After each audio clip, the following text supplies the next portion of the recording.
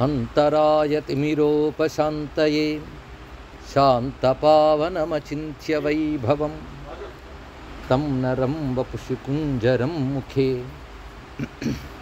मन्महे किमपि तुन्दिलं महः शरणं करवाणि शर्मदं ते चरणं वाणि चराचरोपजीव्यं करुणामसृणैः कटाक्षपातैः कुरु माम् अम्ब कृतार्थसार्थवाहं शारदा शारदाम्भोजवदना वदनाम्बुजे सर्वदा सर्वदास्माकं सन्निधिः सन्निधिं क्रियात्। विमलपटी कमलपुटी पुस्तकरुद्राक्ष शस्तहस्तपुटी कामाक्षि पक्ष्मलाक्षी कलितविपञ्ची विभासि वैरिञ्ची वागर्थाविव सम्पृक्तौ वागर्थप्रतिपत्तये जगतः पितरौ वन्दे पार्वती परमेश्वरौ गुरवे सर्वलोकानां भिषजे भवरोगिणां निधये सर्वविद्यानां दक्षिणामूर्तये नमः। नारायणसमारम्भां व्यासशङ्करमध्यमाम् अस्मदाचार्यपर्यन्तां वन्दे गुरुपरम्परां। नारायणं नमस्कृत्य नरं चैव नरोत्तमं देवीं सरस्वतीं व्यासं ततो जयमुदीरयेत्। श्रीवल्लभासमाश्लिष्टं दशहस्तं गजाननं गणनाथमहं वन्दे सर्वसिद्धिप्रदायकम् आञ्जनेयं महावीरं ब्रह्मविष्णुशिवात्मकं तरुणार्कप्रभं शान्तं रामदूतं नमाम्यहम्। शिवाय गुरवे नमः। शिवाय गुरवे नमः। शिवाय गुरवे नमः। श्रीमात्रे नमः। श्रीमात्रे नमः। श्रीमात्रे नमः। श्रीमात्रे नमः। श्री विष्णुरूपाय नमः शिवाय। श्री विष्णुरूपाय नमः शिवाय। श्री विष्णुरूपाय नमः शिवाय। नमो महद्भ्यो ऋषिभ्यो गुरुभ्यो नमः। पुराणस्य विनिर्मात्रे श्री गणेशावतारिणे ब्रह्मस्वरूपिणे तुभ्यं मुद्गलाय नमो नमः।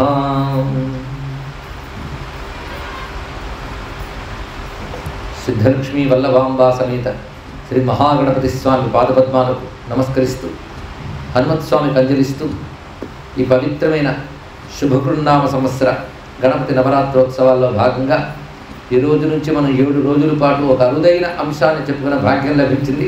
మొట్టమొదటిగా ఈ పురాణంపై ప్రవచనం అంటూ జరుగుతున్నది ఈ వేదికపై స్వామి సన్నిధిలో. అది స్వామి అనుగ్రహం వలన మాత్రమే సాధ్యమవుతున్నది. గణేశ కృప లేనిది ఈ పురాణం గురించి మాట్లాడలేం. ఆ కృప లభించింది, లభిస్తూనే ఉంటుంది. ఆ ఆధారంతోనే ఇక్కడ నుంచి చెప్పడం జరుగుతున్నది. గతంలో మన ఆలయం స్థాపించిన దగ్గర నుంచి గణపతి గురించి ఎన్ని రకాలుగా చెప్పుకున్నామో మీకు గుర్తే ఉండుంటుంది. మొట్టమొదటిగా వివిధ పురాణ కథలను సంకలనం చేసి చెప్పుకుని తర్వాత ఉపనిషత్ గణపతి అంటూ వివిధ ఉపనిషత్తుల్లో గణపతి తత్వం ఎలా ప్రస్తావన చేయబడిందో వివరించుకున్నాం. అటుపై గణపతి సహస్రనామ స్తోత్రంపై కూడాను ప్రవచనం జరిగింది ఇక్కడ 9 రోజుల పాటు. ఆ తర్వాత గత ఏడాది మనం చెప్పుకున్నటువంటిది గణేశ గీత. ఇలాగా గత ఏడాది కూడా ఇలా పరిస్థితుల్లో మనకు మాత్రం నిర్విఘ్నంగానే జరిపించారు గణపతి.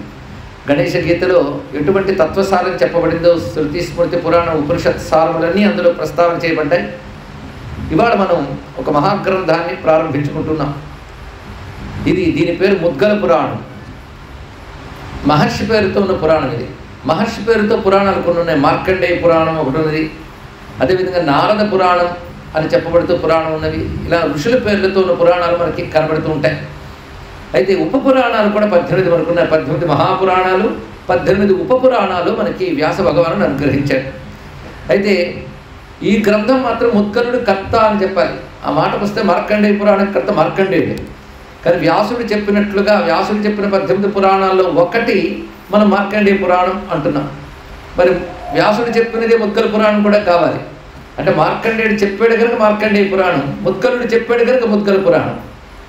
అంటే దీని కర్త ఎవరు? మార్కండేయ పురాణానికి కర్త ఎవరు? మార్కండేయుడే. కానీ వ్యాసుడు కర్త అని అంటున్నాం. అలాగే ముద్గల పురాణం ఇది, ముద్గలుడే కర్త. మరి వ్యాసుడు కర్త కాడా? కానీ వ్యాసుడే కర్త అన్నట్లుగా కూడా ఇందులో కనబడుతుంది. అయితే 18 ఉప పురాణాల వరుసలో గణేష పురాణం కూడా మనకున్నది ఒకటి. కాళీ పురాణం ఉప పురాణాలు. ఉప పురాణాల కర్త కూడా వ్యాసుడైన సంప్రదాయజ్ఞులు విశ్వసిస్తూ ఉంటారు. 18 మహాపురాణాలు, 18 ఉప పురాణాలు ఆయన రచించారు అని. అయితే ఇది వ్యాసప్రోక్తమైన ఉప పురాణాల వరుసలో కూడా కనిపించట్లేదు.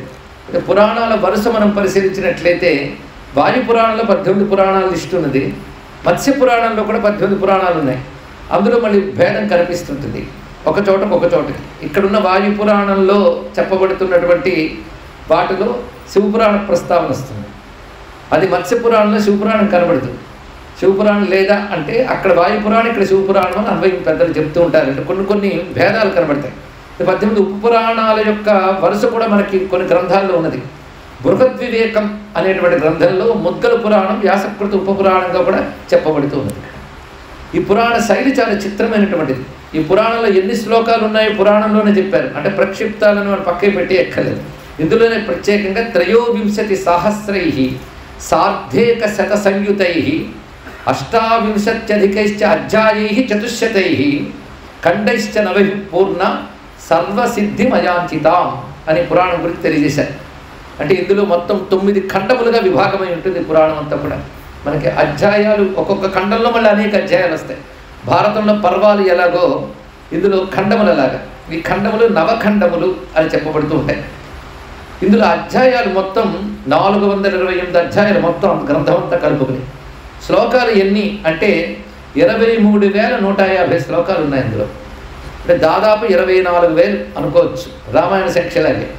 కానీ ఇందులో 23 సహస్రై సార్ధేక సత్సంయుతై అన్నాడు కనుక 23,150 శ్లోకాలు ఇందులో చెప్పబడుతున్నాయి. ఇది మధ్యలో ఉపనిషత్తు అనే వాక్యంతోనే ప్రతి అధ్యాయం పూర్తి చేస్తూ చెప్తూ ఉంటాడు. కానీ ఉపనిషత్తు ఒక ముద్ర కూడా దీని మీద కనబడుతుంది. ముద్గల పురాణాన్ని ఒక ఉపనిషత్తు సారముగా చెప్తారు. ఉపనిషత్తు ఎప్పుడు కూడా పరమాత్మని మనం తెలుసుకునే జ్ఞానాన్ని చెప్తుంది. పరమాత్మ జ్ఞానం తప్ప మరేమి ఉండదు. అయితే మిగిలిన సోపాన క్రమంలో సహకరిస్తాయి. ధర్మం కానీ ఉపాసన కానీ అవన్నీ కూడా పరమాత్మ జ్ఞానానికి సహకారంగా మనకు ఉంటాయి. అవన్నీ ఈ గ్రంథంలో చెప్పబడుతున్నాయి. భారతం విషయంలో ఎలాంటి ప్రతిజ్ఞ ఉందో ఇందులో ఉన్నదే ఎక్కడైనా ఉంది, ఇందులో లేదు ఎక్కడా లేదన్న అలాంటి ప్రతిజ్ఞ ఈ గ్రంథం చదివితే కొంత అనిపిస్తుంది. ఇందులో అనేక ధర్మరహస్యాలు ఉన్నాయి. యోగశాస్త్రం ప్రత్యేకంగా ఒక ఖండమంతా చెప్పబడుతుంది. అదొక విధంగా గీతాశాస్త్రం అని భావించవచ్చు. ఒక ఖండమంతా యోగం మీద చెప్పాడు. యోగం అనగానే మనం కేవలం అనుకునేటటువంటి పతంజలి యోగం మాత్రమే కాదు. ముఖ్యోపాయాల్లో పతంజలి కృత యోగం ఒకటి, దాన్ని రాజయోగం అంటారు. ఇది కాక మంత్రయోగం, నాదయోగం, లయయోగం, హఠయోగం అంటూ యోగములు చాలా ఉన్నాయి. అయితే ఇందులో చెప్తున్న యోగం వీటన్నిటి సారాన్ని గ్రహించి ఒక అద్భుతమైన యోగ శాస్త్రం చెప్పబడుతుంది. ఇందులో అనేక గణపతి అవతార లీలలు గోచరిస్తూ ఉంటాయి ఈ నవఖండాత్మకమైనటువంటి ఈ గ్రంథంలో. అయితే ఈ గ్రంథం విషయంలో మనకి లభింపజేయడానికి కారణమైన మహాత్ములు కొంతమంది ఉన్నారు. పైగా దీని ముద్రణ జరగడం కూడాను సుమారు 17-18 ఆ ప్రాంతాల్లో ఈ గ్రంథం లభించింది. అంటే 1700-1800 శతాబ్దాల్లో ఈ గ్రంథం పుస్తక రూపంలో లభించింది. కానీ తత్పూర్వం ఈ గ్రంథం చాలా కాలం వ్యాప్తిలో ఉండేది. తర్వాత లుప్తమైపోయింది అనడంలో దాని ఆధారాలు కనబడుతూ ఉంటాయి. కానీ లుప్తమైపోయిన దాని సంప్రదాయం మాత్రం బాగా వ్యాప్తి చెంది ఉంది. ముద్గల పురాణంలో చెప్పబడుతున్న అనేక రకాల పదములు నేటికి మహారాష్ట్ర ప్రాంతంలో వాడుతుంటారు. ముద్గల పురాణంలో మాత్రమే ఉంటాయి. అలాగే ముద్గల పురాణంలో చెప్పబడుతున్న గణేశ గాథలు మన మహారాష్ట్రలో ఉన్నటువంటి గణేశ భక్తులకు బాగా తెలుసు, మనకి ఉన్న ప్రాంతాల్లో తెలియదు. మనకు తెలిసినది గణపతి గురించి తక్కువ ఉన్న విషయం ఇప్పటి వరకు విన్న తర్వాత మీకే తెలిసి ఉంటుంది. మన గణపతి అంటే కేవలం విఘ్నాంతుల గురించి ఒకనొక దేవుడు. ఆ మాత్రమైతే ఆయన పంచాయతనంలో షణ్మతాల్లో ఆ స్థానం ఉండేది కాదు కదా. కేవలం విఘ్న పరిహర్త అని మాత్రమే కాకుండా గణపతిని పరబ్రహ్మగా ఉపాసించే ఒక మహా సంప్రదాయం ఉంది. ఆ కారణం చేతనే పంచాయతనంలో ఆయనకి మనం స్థానం ఇచ్చాం. పంచాయతనం అంటే మనం అనేక వాళ్ళు చెప్పుకున్నాం, శివుడు, శక్తి, విష్ణువు, గణపతి, సూర్యుడు, అమ్మవారు. ఈ ఐదుగురు పరిపూర్ణమైన పరబ్రహ్మముగా ఉపాసించడమే పంచాయతన సంప్రదాయంలో కనబడుతున్నది. కానీ గణపతిని పరతత్వముగా ఉపాసించే ఒక సత్సంప్రదాయం ఉన్నది. అది వైదిక సంప్రదాయం గనకనే వేదమత ప్రతిష్టాత అయినటువంటి ఆదిశంకర భగవత్పాదుల వారు ఆ సనాతనమైన దాన్ని మళ్ళీ ఒక పద్ధతిలో చేసి పంచాయతనాన్ని ఒక చోట తీసుకొచ్చారు ఆయన. ఇది వైదికమైనటువంటి పద్ధతి. అయితే వేద ప్రామాణ్యం చూపిస్తూ రచించిందే పురాణం. ఇది ముద్గలుడు రాశాడా, ఏ కాలంలో వచ్చిందని మళ్ళీ రీసెర్చ్ చేసేప్పుడు పెద్దలు ఉంటూ ఉంటారు. 18 పురాణాల్లో ఉందా లేదా అనవసరం. పురాణానికి ఉన్న లక్షణాలు దీనికి ఉన్నాయా లేవో చూడాలి. పురాణానికి ప్రధాన లక్షణం ఏంటంటే శృతి ప్రామాణ్యం. ప్రధానంగా ఉండవలసింది వేదాన్ని ప్రామాణ్యంగా తీసుకున్నదా లేదా. ఎందుకంటే వేద ప్రామాణ్యం దేనికి ఉంటుందో అది మనకు ప్రమాణం. ఈ మాట ఎప్పుడు మరవరాదు. అదే ధర్మశాస్త్రంలో కూడా ఏం చెప్తారంటే, ధర్మశాస్త్రాలు, పురాణాలు, వేదాల్లో పురాణాలు, ధర్మశాస్త్రాలు కూడా ప్రమాణమే. కానీ ఎక్కడైనా ధర్మశాస్త్రాలకి, వేదాలకి, పురాణాలకి, వేదాలకి విరోధం కనబడితే వేదమే ప్రమాణంగా తీసుకోవాలి అని చెప్తూ ఉంటారు. ఎందుకంటే పురాణాల్లో తదనంతర కాలంలో కానీ ఆయా కాలాల్లో కానీ ఏవైనా మార్పులు చెప్పులు జరిగినట్లయితే దానిలో వేద ప్రామాణ్యం లేకపోతే ఆ ప్రమాణాన్ని స్వీకరించరాదు అని పెద్దలు మనకి చెప్తూ ఉంటారు. కనుక దేనికి శృతి ప్రమాణం ఉంటుందో అది మనకు ప్రమాణం.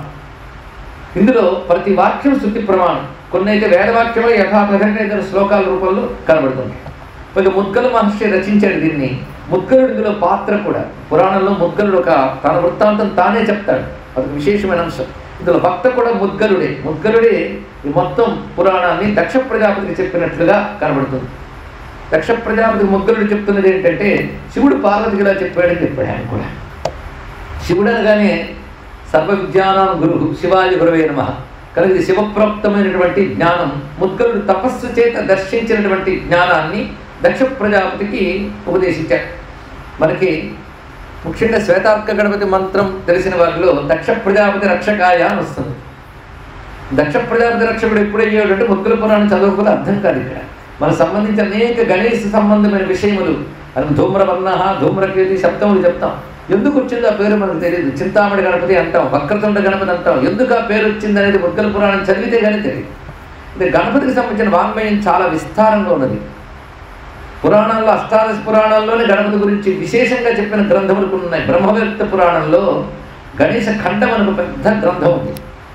అందులో గణపతి ఎవరంటే సాక్షాత్ సర్వదేవతాత్మకుడైన పరబ్రహ్మైన శ్రీకృష్ణుడే గణపతి అని ప్రతిపాదన చేస్తాడంత. మొత్తానికి శ్రీకృష్ణుడే గణపతి అన్నా గణపతి పరబ్రహ్మనే చెప్పాడు అక్కడ.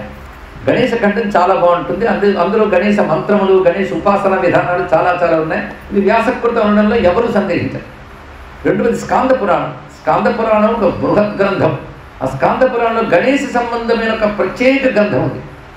దానికి గణేశ ఖండమని, గణేశాభ్యుదయమని ఇత్యాది పేర్లతో అందరూ గణపతి అవతారమని చాలా గోచరిస్తుంది. ఇవి కాకుండా శివపురాణం, పద్మపురాణం, ఇలా అష్టాదశ పురాణాల్లో గణపతిని పరమాత్మగా చెప్తూ ఉన్నటువంటి అంశములు చాలా ఉన్నాయి. కొన్ని చోట్ల శివపార్వతులు తనయుడిగా మాత్రం ప్రస్తావన చేసిన అంశములు కొన్ని పురాణాల్లో కనబడుతున్నా గణపతిని పరబ్రహ్మగా చెప్తూ ఉన్నటువంటివి పురాణాల్లోని అష్టాదశ మహాపురాణాలు ఉన్నాయి. ఉప పురాణాల్లో గణేశ పురాణం చాలా విశేషం. గణేశ పురాణం మనం చెప్పుకోలేదు అనుకోవద్దు, బహుశా గుర్తుండే ఉంటుందని నేను అనుకుంటూ ఉన్నాను. అనేక కథలు గణేశ పురాణంలో ఇదివరకు చెప్పడం జరిగినది. అందులోనే అనల, సాండిల్య ఉపాఖ్యానం, అందులో దూర్వాంకుర మాహాత్మ్యం, దూర్వాగాథ అందులోనే చెప్పుకున్నాం. భృశుండి యొక్క కథ కూడా అందులోనే వస్తుంది. చిత్రం ఏంటంటే గణేశ పురాణంలో కూడా ముద్గలుడు గురించి తెలియజేస్తారు. అక్కడ ఒక మాట అంటారు, నహి ముద్గల సమో భక్త గణేశస్య ప్రదృశ్యతే అని. ముద్గలుడితో సమానమైన భక్తుడు ఒకడు కనబడ్డు అన్నారు. అందులో గృత్సముద్రుడు అనేటువంటి గణపతి భక్తుడి కథ కూడా గణేశ పురాణం ఉంది. గృత్సముద్రుడు అంటే ఎవరో కాదు, మనకు బాగా తెలిసిన గణానాంత్వా గణపతికం హవామహి అనే మంత్రానికి ద్రష్ట గృత్సముద్రుడు. ఆ గృత్సముద్రుడు ఏ విధంగా గణపతి భక్తుడు అయ్యాడు, ఏ విధంగా మంత్రద్రష్ట అయిన ఋషి అయ్యాడు అనేటువంటి వృత్తాంతం గణేశ పురాణంలో కనబడుతుంది. ప్రత్యేకించి ఇప్పుడు ప్రపంచమంతా గణపతి సహస్రం అనగానే ఏది లభిస్తుందో ఆ గణపతి సహస్రనామ స్తోత్రం గణేష పురాణంలో ఉన్నది. కానీ గణేష పురాణానికి అంత ప్రామాణ్యం ఉన్నది, అది కొంత ప్రాచుర్యం ఉన్నది. ఇప్పుడు చెప్తున్న ముద్గల పురాణం మాత్రం చాలా కాలం ఒక విధంగా లుప్తమైనది. ఆ తర్వాత ఒక మహానుభావుడు తపస్సు చేత ఈ గ్రంథాన్ని సాధించాడు. ఏ విధంగా సాధించాడు దాని వెనక ఒక కథ కూడా ఉంది. మొత్తాన ముద్గలుడు ఎవరు అనేదానికి పురాణాంతరాల్లో ముద్గలుడి జననగానే కనబడుతుంది. ఒకప్పుడు అంగిరస మహర్షి. అంగిరస మహర్షి అంటే బ్రహ్మ మానసపుత్రుడు, ఆయన అయోనిజుడు.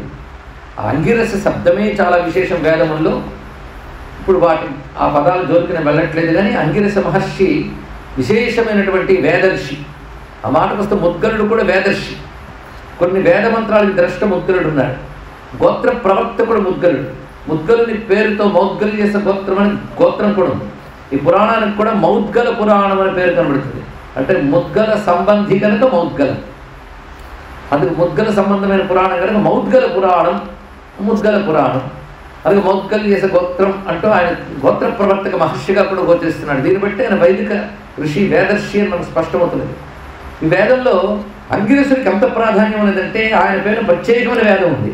అధర్వ వేదాలకి అంగిరసుడికి సంబంధించిన వేదంగా కూడా చెప్తారు. విశేషం అనేక వేదమంత్రాలకు ద్రష్ట అంగిరసుడు. వివిధ పురాణాల్లో కూడా అంగిరసుడి యొక్క వైశిష్ట్యం మనకు గోచరిస్తుంది. అలాంటి అంగిరసుడు ఒకప్పుడు తపో విశేషంతో ధ్యాన స్థితిలో ఉండగా ఒక అద్భుతమైన కాంతి పుంజం ఆకాశం నుంచి దిగినది. అది ఎలా ఉందంటే ముద్గలము ఆకృతిలో ఉన్నది. ముద్గలము అనేది ఒకనొక ఆయుధ విశేషం. ఆయుధానికి తెలుగు పదం మనం చెప్పలేదు, గంటరగొట్టాలి ఇలాంటిది కాదు. అది ముద్గలం అంటే ఒక వృత్తాకారంలో ఉంటూ దానికి ఒక కొన ఉంటుంది అలా. అలాంటిది ఇంచుమించు అంకుశం ఇవన్నీ వేరు, మళ్ళీ ముద్గలం వేరు. అలాంటి ఒక ముద్గలము గణపతి ఆయుధాల్లో ఒకటి. ముద్గరాయుధుడు ఆయన. ఆ ఒక ముద్గలము ఒక మహా తేజస్సుతో గగనం నుంచి దిగి వచ్చింది. ముద్గరాకృతిలో ఒక తేజస్సు దిగి వచ్చింది. అది ముద్గలం దిగి వచ్చింది దానికి లేదు. అందుకే మహామునిరయం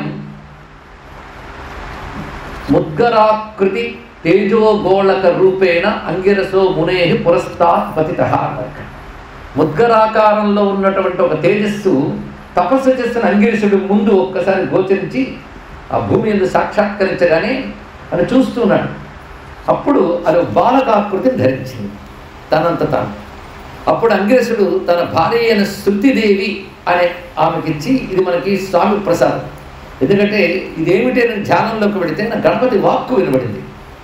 చెప్పింది ఏమిటంటే ఇతను నా అంశతో కలిగినటువంటి తేజస్సు, ఇతడు మహర్షి, నీకు తనయుడుగా పెరుగుగాక అని గణపతి ఆదేశించాడు నాకు. అది గణపతి అంశ ఇతడిని మనం తనయుడుగా పెంచుతున్నామని చెప్పగానే శృతిదేవి చాలా సంతోషించింది. ఆయన పేరే ముద్గల రూపంతో వచ్చాడు కనుక ముద్గలుడు అని పేరు పెట్టాడు అంగిరసుడు. కనుక అంగిరసుని పుత్రుడే. ముద్గల పురాణంలోనే మరొక చోట వృత్తాంతంలో ముద్గలుడితో అంగిరసుడు మాట్లాడడం, అంగిరసుడు దీక్ష పడడం కనబడుతుంది. ఇప్పుడు ఈ చెప్పినటువంటి ముద్గలాకృతితో దిగి రావడం కథ మాత్రం వేరే పురాణాలలో మనకు కనిపిస్తున్నది. ఇక్కడ కనుక దీన్ని బట్టి తెలుస్తున్నది గణేశ సంకల్పంతో గణేశ అంశతో ఆవిర్భవించిన దివ్యావతారము ముద్గలుడు. ముద్గల రలయోర భేద అది ముద్గలుడు. శంకర భగవత్పాలు భజగోవిందం రచిస్తూ దాన్ని మోహముద్గలం అని పేరు పెట్టారు. ఇక్కడ మోహాన్ని దంచేది అని అర్థం. అలాంటి మోహాన్ని దంచే గణపతి యొక్క ఆయుధమే ముద్గలుడు. ఈయన కూడా మోహాన్ని అంటే అవిద్యని అజ్ఞానాన్ని దంచి పారేసి ఒక మహర్షి.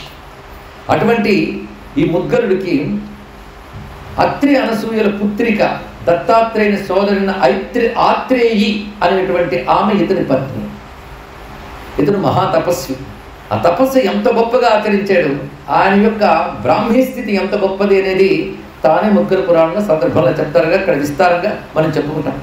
మొత్తానికి ఆ ముద్గలుడు గణపతి యొక్క అనుగ్రహం చేత గణపతి ఆదేశంతో తాను దర్శించినటువంటి గణేశ తత్వాన్ని గణేశ లీలల్ని పురాణ రూపంలో అందించాడు.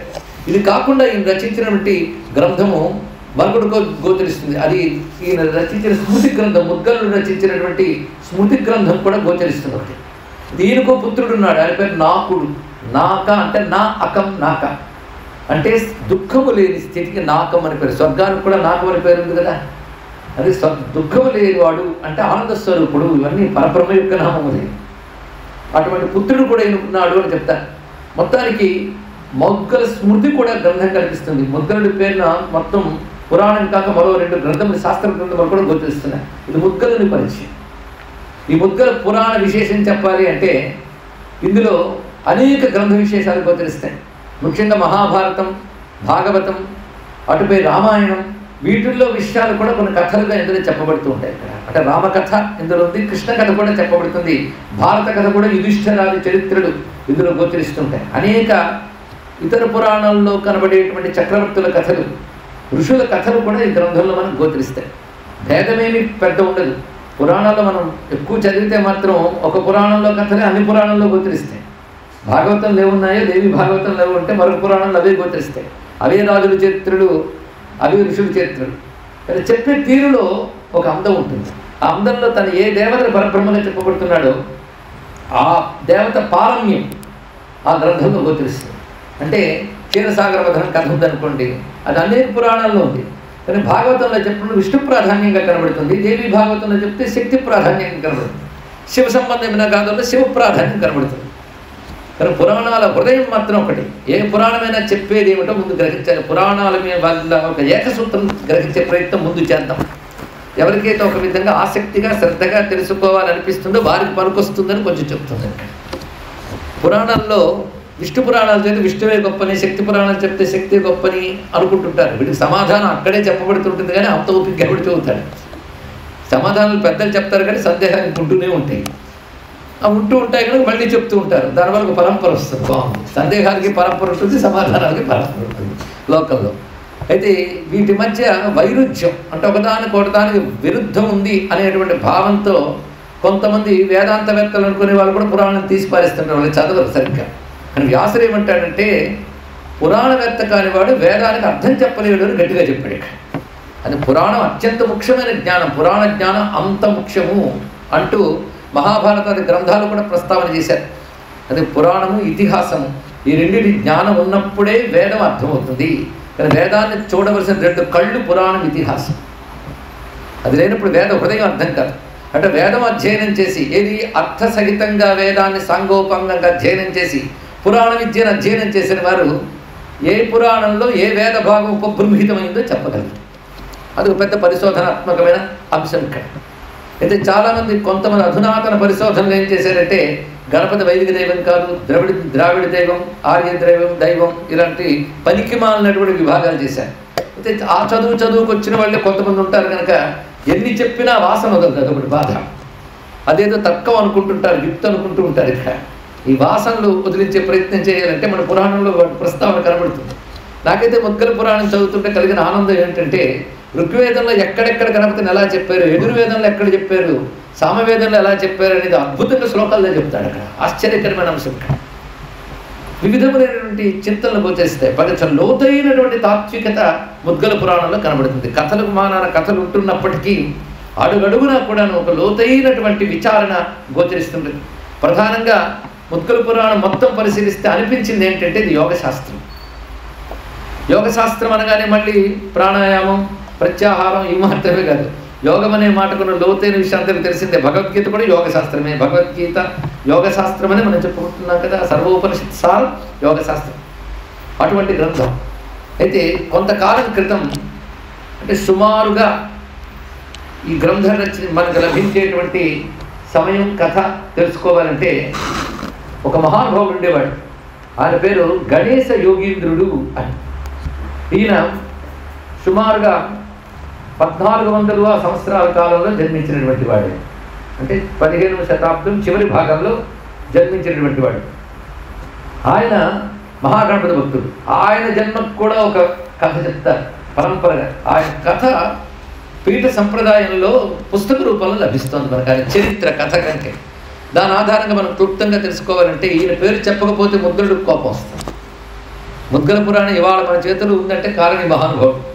ముద్గల పురాణం ఉండేది అని దానిలో విషయములు అక్కడక్కడ దొరకడం, వివిధమైన పెద్దలు మాట్లాడడం అప్పటికే ఉండేది ఈ గణేశ యోగీంద్రుడి కాలానికి. కానీ పూర్ణంగా గ్రంథంగా లభించేది కాదు, అంటే లుప్తమైపోయింది. కానీ ఈయన తెలుసుకోవడం కోసం భారతదేశంలో అప్పటికున్నటువంటి గ్రంథాలయాలు, అప్పటికున్న పెద్దలు, విద్యానగరం అనే కాశీ మొదలైన వాటంతా తిరిగాడు ఆయన. కానీ పూర్ణ గ్రంథం ఎక్కడ దొరకలేదు. ఈయన చరిత్రే చాలా విశేషమండి. గణేశ యోగీంద్రుడు, కానీ పుట్టుకతో యోగీంద్ర నామం లేదు, దీక్ష నామం యోగీంద్ర నామం. ఆయన గుర్జర ప్రాంతం అంటే సుమారు గుజరాత్ ప్రాంతంలో అంబి అనేటువంటి గ్రామంలో ఒకప్పుడు ఒక మహానుభావుడు ఉండేవాడు. అంబి గ్రామంలో ఆయన పేరు మోరేశ్వర్, ఆయన భార్య పేరు సుశీల. వీరు ఉభయలు కూడాను గణపతి భక్తులు. అందులో మౌరేశ్వరుని పేరు పెట్టారంటేనే అప్పటికే మహారాష్ట్ర క్షేత్రంలో మోర్గాం అనే పేరుతో మౌరేశ్వర క్షేత్రం, దీన్ని మయూరేశ్వర క్షేత్రం అంటారు. ఇది పురాణ ప్రసిద్ధమైనటువంటి క్షేత్రం. ఇది దీని యొక్క ప్రస్తావన గణేశ పురాణాదుల్లో కూడా కనబడుతూ ఉంటుంది విశేషించి. పైగా ముద్గల పురాణం ప్రధానంగా ఈ క్షేత్రం విశేషాన్ని తీసుకుంటుంది. శివునికి కాశీక్షేత్రం ఎలాంటిదో గణపతికి మయూరేశ్వర క్షేత్రం అలాంటిది. ఇది ప్రధానంగా తెలుసుకోండి. గణపతి భక్తులకు అత్యంత ప్రధానమైనది. పైగా రహస్య క్షేత్రం ఇది. పరిశోధించే దృష్టి కలగాలే కానీ గణేష్ సంబంధమైన ఎన్నో రహస్యాలు మయూర గ్రామంలో మనకు కనబడతాయి. ఇది అత్యంత ప్రాచీన కాలం ఇది. అది ఇప్పటి యుగాలది కూడా అని చెప్పడానికి లేదు. ఏనాటి యుగాల నాటిదో ఇంకా చెప్పాలంటే కల్పారంభం నాటిది. అందుకే అత్యంత ప్రాచీనమైనటువంటి క్షేత్రం. ఇప్పటికీ ఆ తీర్థములు, అక్కడ ఉన్నటువంటి ఇంకా అనేకమైనటువంటి ప్రసిద్ధమైన విశేషాలు, ఇతర దేవతలు, వీటి గురించి ఈ గ్రంథంలో ప్రత్యేకంగా వర్ణిస్తారు. అవి ఇప్పటికక్కడ లభిస్తున్నాయి. గొప్ప గణేశ సంప్రదాయ ప్రవర్తకులు ఉన్నారండి ఆ క్షేత్రంలో. ఆ క్షేత్ర స్మరణ చేత మనం ధన్యులమవుతాం. అది కూడా ముక్తి ప్రధానమైన క్షేత్రం అని చెప్తారు.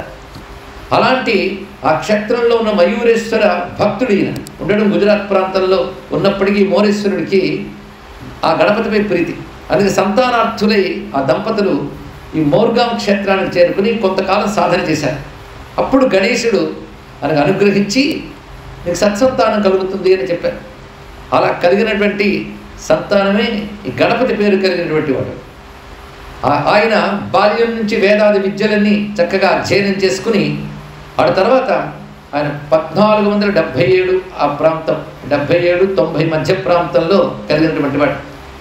ఆయన గణేశనామం తల్లిదండ్రులు పెట్టిన తీసుకుని ఎన్నో శాస్త్రములు అధ్యయనం చేసి ఆ తర్వాత సన్యాసాశ్రమం ప్రీతి కలిగి ఆనాటి శృంగేరి పీఠ అధీశ్వరుల ద్వారా సన్యాసాశ్రమం స్వీకరించి ఆయన మోర్గాం క్షేత్రానికి వెళ్ళి అక్కడ తపోనిష్ఠులు ఉండిపోయారు. అక్కడ ఒక గణేశ సంప్రదాయ పీఠం ఉన్నది. అది వైదికమైనటువంటి పీఠమే.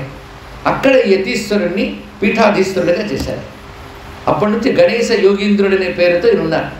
ఆ పీఠాధీశ్వరుడు ఉన్నప్పుడు ఆయన చేస్తున్న తపస్సుతో గణేశ పురాణం అంటే ముద్గల పురాణం కోసం తప్పించిపోయాడు ఆయన.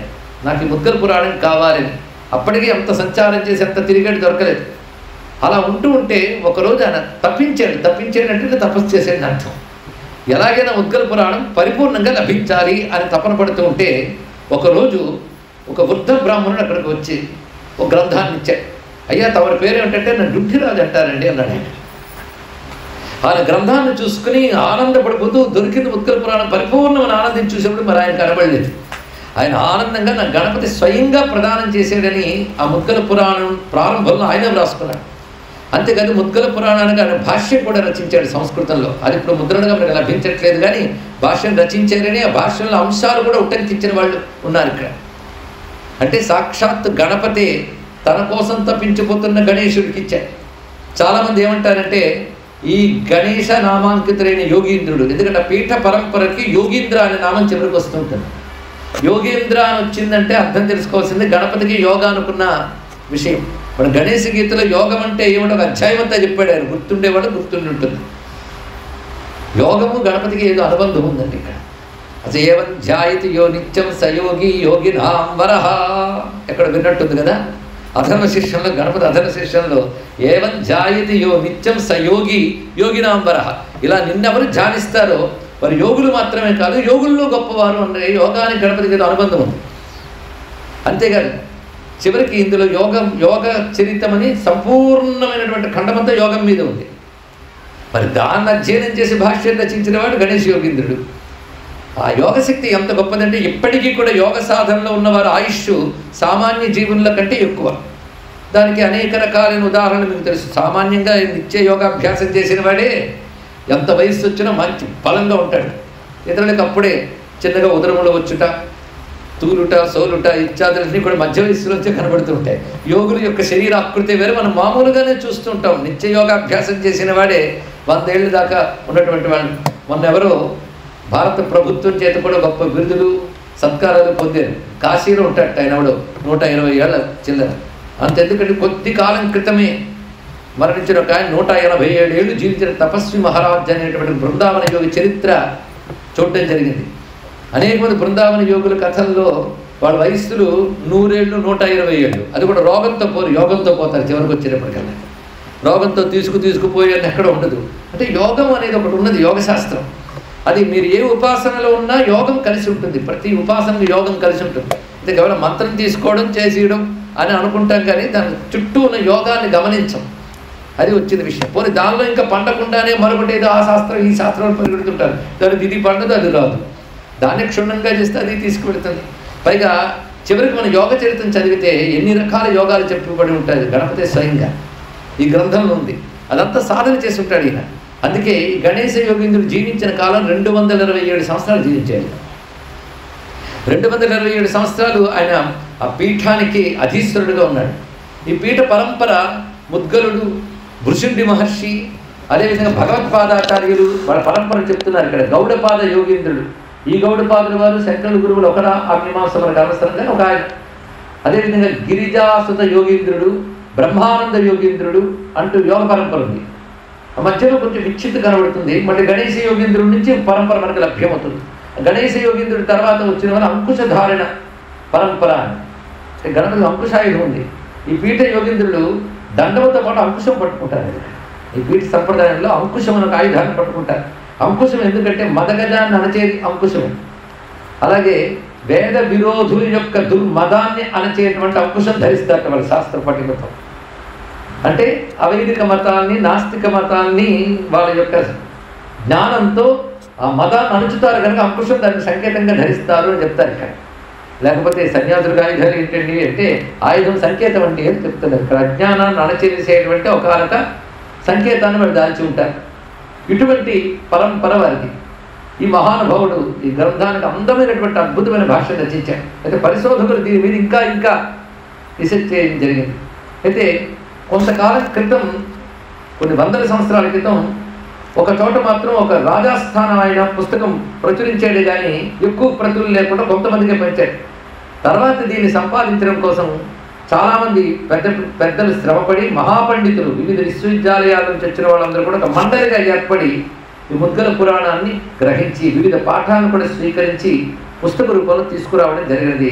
అదృష్టవశాత్తు దాన్ని మనం చదువుకుని ఇక్కడ చెప్పడం జరుగుతుంది. ఇక్కడ అంటే ముద్గల పురాణం మనం లభించడం వెనుక ఇంత విశేషమైన అంశములు ఉన్నాయి. పైగా ఇది ప్రారంభించేటప్పుడు ఇందులో నవఖండములు, ఈ నవఖండములకు ఒక్కొక్క దానికి ఒక్కొక్క పేరుంది. మొదటి దానికి వక్రతుండ చరితం, రెండవది ఏకదంత చరితం, మూడవది మహోదర చరితం, నాలుగవది గజానన చరితం, ఐదవది లంబోదర చరితం, ఆరవది వికట చరితం, ఏడవది విఘ్నరాజ చరితం, ఎనిమిదవది ధూమ్రవర్ణ చరితం, తొమ్మిదవది యోగ చరితం. ఇవి నవఖండములు. మొత్తం అంతా కలిపి 428 అధ్యాయాలు, 23,150 శ్లోకాలు. దీని క్షేత్రం మోర్గాం అనబడేది. ఇది చాలా విశేషమైనది. దీనికి బీజక్షేత్రమని, సిద్ధక్షేత్రమని రకరకాల నామాలు కనబడుతూ ఉంటే ఈ మోర్గాం క్షేత్రానికి ఇక్కడ దివ్య తీర్థములు ఉన్నాయి చాలా. ముఖ్యంగా బ్రహ్మ కమండల తీర్థం, సాక్షాత్ గణపతే తన అంకుశం వెయ్యిగా దానివల్ల ఏర్పడినటువంటి క్షేత్రం ఇది. ఇది ఎప్పుడు జ్యోతిర్యుతం అన్నారు. క్షేత్రం అంతా కూడా జ్యోతిర్మయంగా ప్రకాశిస్తూ ఉంటుంది. సిద్ధపురుషులు దాన్ని దర్శించగలరు.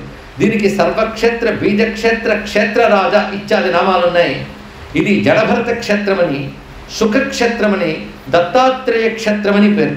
ఒక విధంగా అవధూత సంప్రదాయం మహారాష్ట్రలో ఉంది, సహ్యాద్రి పర్వత శ్రేణి కనుక ఇందులో అనేక వృత్తాంతాలు దత్తాత్రేయుడు స్వయంగా గణపతి మంత్రం కొందరికి ఉపదేశించడం ఈ కథల్లో కనబడుతుంది. మన లోపల ప్రవేశిస్తే దత్తాత్రేయుడు అంటే మనకు తెలిసినదే, సాక్షాత్ జ్ఞానమూర్తి, బ్రహ్మ విద్యామూర్తి. ఆయన గణపతిని ప్రత్యేకంగా ఉపాసన చెప్తూ అనేక మందిని ముక్తిత్రో పథంలో నడిపించాడు. కానీ దత్తాత్రేయుడు జడభరతుడు కొంతకాలం ఇక్కడ తపస్సును ఆచరించాడని పురాణంలో చెప్పడమే కాకుండా ఈ పురాణంలో జడభరత రఘుగణ సంవాదం అని ప్రత్యేకమైన గ్రంథం కనబడుతుంది. భాగవతంలో ఎలా జడభరత రఘుగణ సంవాదం ఉంది, ఇందులో కూడా ఉంది. బహుశా జడభరతుడు తిరిగినటువంటి ప్రాంతం అంటే ఆయన పూర్వం భరతుడు నేను రాజుగా ఉన్నప్పుడు ఆయన గండకీ నదీ తీరం, తర్వాత లేడీగా ఉన్నప్పుడు గండకి నది తీరం, తర్వాత ఆయన అవతరించిన చోటు ఏదై ఉంటుంది అనేది భాగవతం చెప్పలేదు, కానీ దీని ఆధారంగా ఈ ప్రాంతమే మనకు తెలుస్తూ ఉంటుంది. ఇక్కడ ఇప్పుడు జడభరతుడు దత్తాత్రేయుడు అవధూతే, అందులో సందేహం లేదు కదా మనకి. ఆయన అటువంటి సిద్ధపురుషుడు. అది జడభరత క్షేత్రం. అదే ప్రధానంగా ఇక్కడ ఒక ధ్యాన శ్లోకం ఉంటుందండి.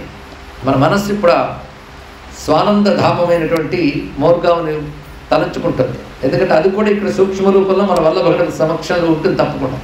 భూస్వానందేశ్వరుడు అని, భూస్వానందేశ్వరుడు అది స్వానందేశ్వరుడు ఇచ్చారు పేర్లు అనుకున్నాయి. స్వానందేశాయ బ్రహ్మణస్పతయే మయూరేశాయ గణేశాయ నమః అనే మంత్రం ఈ స్వామివారికి చెప్తూ ఉంటారు. గుర్తుపెట్టుకున్నవాడు అదృష్టవంతులు. మళ్ళీ చెప్తాం అవసరం బట్టి. అక్కడ ఇప్పటికీ మనం వెళితే ఒక శ్లోకం రచించబడి ఉంటుంది ఆ క్షేత్రంలో. ఆ శ్లోకం ఏంటంటే, నిజే భూస్వానందే జడభరత భూమ్యాం పరతరే తురీయాయాస్తీరే. ఇక్కడ తురీయ తీర్థం తీర్థం, ఆ శబ్దమే చాలా విశేషంగా కనబడుతుంది. వేదాంత శాస్త్రం తెలిసిన వాళ్ళకి తురీయ శబ్దం తెలుస్తుంది. తురీయాయాస్తీరే పరమసుఖదే త్వం నివససి మయూరాయానాథస్త్వమసి చ మయూరేశ భగవన్ అతస్త్వాం సంధ్యాయే శివహరి రవి బ్రహ్మజనకం. ఇది ఆ శ్లోకం. నిజే భూస్వానందే, నిజే భూస్వానందే అనే శబ్దమే స్వాత్మానంద రవిభూత బ్రహ్మాజ్ఞానంద సంతతి అని చెప్పబడుతున్న అఖండ బ్రహ్మానందాన్ని సూచించేదే స్వానందం. స్వానందం అంటే పరుడి ఆనందం కాదు, లేదా పరాధీనమైన ఆనందం కాదు. మనకు ఆనందం ఎప్పుడు వస్తుందని మనకు ఇష్టమైనవి కలిగినప్పుడు. అంటే తప్పకుండా తెలుస్తూనే ఉంది కష్టమైనవి కలిగితే పోతుందని. అంటే మన ఆనందం దేని మీద ఆధారపడింది? బయట సంఘటనలు కలగడం మీద ఆధారపడింది. మనకు అనుకూలంగా ఉంటే ఆనందం, ప్రతికూలంగా ఉంటే దుఃఖం. కానీ అరే బయట వస్తువులు అనుకూల ప్రతికూలతలు కాదురా బాబు, నువ్వు అసలు సహజంగా ఆనంద స్వరూపుడివి అని చెప్తోంది ఉపనిషత్తు. నీదే ఆనంద స్వరూపం అంటే ఆనందం బయట లేదు కదా, అది స్వ ఆనందం స్వానందం. ఈ మాటలోనే గణంతలోకం స్వానందం అంటే ఎప్పుడో పైన ఉంటుందని కాదు. బ్రహ్మానందమే నీ ఉపాస్య దేవత యొక్క లోకం. ఉపాస్య దేవతకి ఆత్మకి అభేదభావం చూడాలి. ఆత్మానందం అని వేదాంతం దేన్ని చెప్తోందో ఉపాసనలో దాన్నే లోకం అంటారు. ఇది బాగా ఎరుక కలిగి ఉన్నట్లయితే ఇన్ని లోకాలను గోరే ఉండదండి. విష్ణు భక్తుడికి తన స్వాత్మానంద స్థితి వైకుంఠం అని పేరుతో చెప్పబడుతుంది. వాడు సగుణంగా అది వైకుంఠలోకం అంటాడు, కానీ అది ఆ వైకుంఠుడే నారాయణుడు వీళ్ళు ఆత్మగా ఉన్నాడుగా. ఆయనే చెప్పాడు కదా, అహమాత్మ కూడా కేశాన్ని. భగవాన్ ఇక్కడ వైకుంఠంలో ఉన్నాడు కనుక మరణించిన తర్వాత వైకుంఠానికి వెళ్ళి ఆనందిస్తాం. అంతవరకు ఆనందం లేదనమాట పాపం. అరే ఆయనే నేను నీ ఎలా ఆత్మగా ఉన్నానని చెప్పినప్పుడు విష్ణువుని పొందడమే ఆనందమైతే, విష్ణువు ఆత్మగా ఉన్నానని చెప్పినప్పుడు ఆత్మను పొందడమే ఆనందం కదా.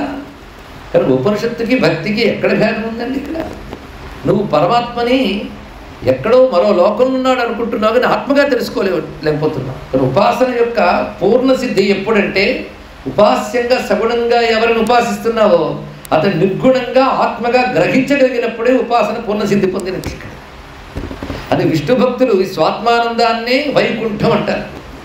విగతకుంఠం వికుంఠం, కుంటుబడిని ఆనందమయ్యా అన్నాడు అంటే అఖండ బ్రహ్మానందమే.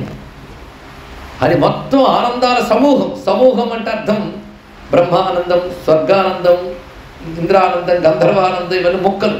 ఇవన్నీ కలిపితే ఆనందముల సమూహం. ఆనంద సమూహానికి కైలాసం పేరు. ఇది స్వయం ప్రకాశ స్వరూపం, ఎక్కడి నుంచో రాదు అన్నాడు. స్వయం ప్రకాశం అంటే మణి, అదే మణిద్వీపం అని చెప్పబడుతుంది. ఇక్కడ ఏదైనా స్వాత్మానంద స్థితే. అమ్మ భక్తుల మణిద్వీపం, విష్ణు భక్తుల వైకుంఠం, శివభక్తుల కైలాసం ఏదో, గణేశ భక్తుల స్వానందలోకము అదేనయ్యా అన్నట్టు. సూర్యభక్తులు సూర్యలోకము అదే. ఇది ఎలా అన్వయిస్తారండి అని అడగచ్చు. సూర్య అంటే శుభ్ ప్రేరణే అని ధాతు గురించి వచ్చింది. ఇక్కడ ప్రేరేపించువాడు. ప్రేరేపించుట అంటే అర్థం ధియోయోనం ప్రచోదయ. సర్వబుద్ధుల్ని ఇంద్రియాన్ని ప్రేరేపించేది ఆత్మయే. ఆత్మశక్తి చేతని ఇవన్నీ నడుస్తూ ఉన్నాయి కనుక అక్కడ ఆత్మయే సూర్యుడు అవుతున్నాడు. ఇంకేముంటుంది? యథా ప్రకాశయత్యేక కృష్ణం లోకమిమం రవి క్షత్రం క్షత్రి తథా కృష్ణం ప్రకాశయతి భారత అని భగవద్గీత కృష్ణ పరమాత్మ ఆ విధంగానే చెప్పాడు కదా. సూర్యోపాసకుడు కూడా చిట్ట చివరికి ఆత్మగానే ఉంటాడు. కానీ తను ఉపాసించే దైవం తన ఆత్మగా అనుభవానికి రావడమే నిజమైన మోక్ష సిద్ధి. ఈ వాక్యం పట్టుకుని తర్వాత ఆలోచించుకోవచ్చు. ఇక్కడ ఇప్పుడు గణపతి ఏమైంది? ఆయన ఆత్మగానే తెలుసుకోవాలి. మనం అనేక పర్యాయాలు గణపతిని ఆత్మగా చూపించాం. ఆ ఆత్మస్థితి ఏమిటి? అఖండ ఆనందం. అది ఎక్కడో లేదు, స్వానందం. అది భూమా. ఉపనిషత్తులో భూమా శబ్దం వాడబడుతుంది. భూమా అంటే విస్తారం, అనంతం అని అర్థం. ఇక్కడ అది భూస్వానందే, భూసత్తాయం అనే ధాతు ప్రకారంగా కూడా శాశ్వతమైన ఉనికి కలిగిన అనంతమైన ఆనందమే స్వానందం. ఆ స్వానంద పతి ఎవడు? ఆనంద స్వరూపుడే పరమాత్మ అని చెప్తున్నారు. ఆయన భక్తులను అనుగ్రహించడం కోసం క్షేత్రమనందు ఆవిర్భవించాడు. అందుకే నిజే భూస్వానందే జడభరత భూమ్యాం పరతరే, అది జడభరత భూమి అని పేరు. అలాంటి చోట తురియా అనబడే ఒక తీర్థం ప్రవహిస్తుంది. ఆ తురియా నది తీరమనందు పరమ సుఖదమైన రూపంతో, పరమ సుఖదం, గొప్ప ఆనందం అండి అన్నాడు. గొప్ప ఆనందం అంటే ఏంటండి? గొప్ప ఆనందం ఎప్పుడు ఒకటే, కైవల్యానందం. అలాంటి కైవల్యానందాన్ని ప్రసాదిస్తూ ఆయన ఉన్నాడు. ఆ క్షేత్రం పేరు మయూరేశ క్షేత్రం. అతస్త్వాం సంధ్యాయ, సంధ్యాయ అంటే చక్కగా ధ్యానిస్తున్నాను ఎవరిని? ఆ స్వానంద రూపమైన మయూరేశ క్షేత్రంలో ఉన్నటువంటి గణపతిని. ఆయన ఎవడయ్యంట? హరి, శివ, రవి, బ్రహ్మ, జనకం. అది తర్వాత కథల్లో కనబడుతుంది. అంటే ఈయన దేవుళ్ళలో ఒకడు కాదు, శివుడు, హరి, రవి, బ్రహ్మ వీళ్ళకు కూడా మూలమైన వాడు అని చెప్తున్నాడు ఇక్కడ. ఇది మనం వినగానే ఏమనిపిస్తుంది? శివుడి కంటే గణపతిని తగ్గించేశారు, విష్ణువు కంటే ఆయన తగ్గించేశారు అనుకోకూడదు. అది పురాణ సంప్రదాయం తెలియాలి. పురాణములన్నిటికీ ఏకసూత్రం కలపాలంటే ఒక్క మంచి విషయం తెలుసుకుంటే తెలిసిపోతుంది. వేదం ఏం చెప్తోందో పురాణం అదే చెప్తోంది. ఏం చెప్తోంది? సృష్టి ఎలా జరిగింది, ప్రథమ సృష్టి తర్వాత వివిధ సృష్టులు కల్పాంత కాలాల్లో విశ్రమించి మళ్ళీ కల్పారంభంలో బ్రహ్మ ఎలా చేశాడు, విస్తరింపజడింది. ఇక్కడ మొదటి సృష్టి జరగడం, అది వివిధ సృష్టులుగా విస్తరించాడు. దీన్ని సర్గ, ప్రతిసర్గ అంటారు. అందులో వివిధ మన్వంతరగాదులు, ఆయా మన్వంతరాల్లో జరిగిన చరిత్రం. అందులో 2 రకాలు ఉంటాయి, ఋషివంశములు, రాజవంశములు. వంశానుచరితం, రాజవంశ చరిత్రం. 5 లక్షణాలు ఉండాలి పురాణానికి. అది ఈ 5 లక్షణాలు దేనిలో ఉంటాయో దాన్ని పురాణం అనాలి అన్నారు ఇక్కడ. పురాణం అంటే అత్యంత ప్రాచీనమైన కథలు చెప్తుంది కనుక పురాణమయ్యా అన్నారు. ఈ ప్రాచీనములు అంటే వేద ప్రామాణ్యములు తెలియజేసేవి, వేద హృదయాన్ని ఆవిష్కరించే వృత్తాంతములు ఇందులో చెప్పబడతాయి. వీటితో పాటు చెప్పబడుతున్నది ఏమిటంటే సృష్టికి సంబంధించిన రకరకాల జ్ఞానము, సాధనలకు సంబంధించిన ధర్మాధర్మ విచారణ, అదేవిధంగా ఉపాసనకు సంబంధించిన అంశములు, వేదాంత జ్ఞానానికి సంబంధించిన అంశములు, వీటికి అనుసంధానం చేసే యోగ శాస్త్రం. ఇవి పురాణాల్లో ఉండే సబ్జెక్ట్. మరొకసారి చెప్పుకోవాలంటే ధర్మాధర్మ విచారం ఒకటి, ఉపాసనలు ఒకటి, యోగం ఒకటి, వేదాంత జ్ఞానం ఒకటి. ఈ 4 సనాతన ధర్మంలో ఉన్నటువంటి అంశములు. ఈ 4 సనాతన ధర్మం. అందుకే సనాతన ధర్మం పేరు పెట్టుకుని మనం ధర్మాధర్మాలు చెప్తాం, ఉపాసనలు చెప్తాం, దాంట్లోనే యోగ శాస్త్రం చెప్తాం, వేదాంత శాస్త్రం చెప్తాం. ఈ 4 సనాతన ధర్మంలో సబ్జెక్ట్, మరొకటి కాదు. ఈ 4 సబ్జెక్టులు మనకి ఇచ్చే అసలు గ్రంథం వేదం. ఆ వేదంలో ఉన్నదాన్ని అందరికీ అందించడం కోసం పురాణం అనేది ఏర్పడింది. అయితే వేదము పురాణము కూడా అపౌరుషేయ విద్యలు. పురాణము కూడా అపౌరుషేయ విద్యే. ఈ విషయం మన పురాణంలో ఉన్నది. అందుకే పురాణ విద్య, వేద విద్య ఉన్నవి. వాటిని క్రమబద్ధీకరణ చేసే వ్యాసుడు. పురాణ కర్తకాడు వ్యాసుడు. పురాణములకు కూడా వ్యాసుడే అయినా ఇది ఒక రహస్యమైన అంశం. ఈ విషయం మీరు ఎలా చెప్పగలరండి అంటే ఆ విషయం చాంద్రోగ్యోపనిషత్తులో కనబడుతుంది. పురాణము కూడా వేదముతో సమాన విద్య. అది బ్రహ్మదేవుడి ముఖం నుంచి వచ్చినటువంటి విద్యల్లో వేదముతో తర్వాత పురాణములు చెప్తాడు. అక్కడ ఇది గమనించవలసిన అంశం. పురాణం కూడా అపౌరుషేయమైనటువంటిది. ఈ 2 ఒకే స్థాయిలో చెప్పబడుతూ ఉంటాయి ఇక్కడ. అలాంటి పురాణముల్లో కనబడుతున్న అంశం ఏంటంటే వేదముల్లో కనబడినట్లే సృష్టి ఏర్పడక ముందు ఉన్నటువంటి వాడు పరమాత్మ. సృష్టి ఏర్పడ్డాక అంతర్ధానం అయిపోయాడా? ఆయనే సృష్టిగా వ్యక్తమయ్యాడు. సృష్టిగా వ్యక్తమయ్యాడు ఏమిటంటే అసలు అనేకము కానీ ఏకము. అనేకం ఎలా అయింది అంటే తన మాయాశక్తి చేత అన్నాడు ఇక్కడ. తనదైన మాయాశక్తి చేత ఏకమైన బ్రహ్మము అనేకముగా అయింది.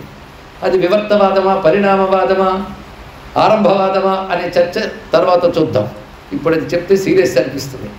కానీ బ్రహ్మ నుంచి సృష్టి వచ్చింది అంటే మట్టి నుంచి కుండ వచ్చినట్టు వచ్చిందా? అది పరిణామవాదం. లేదు పాలు పెరిగేనట్టు అయ్యిందా? పరిణామవాదం. అలా కాకుండా కుమ్మరివాడు ఉన్నాడు, తర్వాత కుండ వచ్చిందంటే ఆరంభవాదం.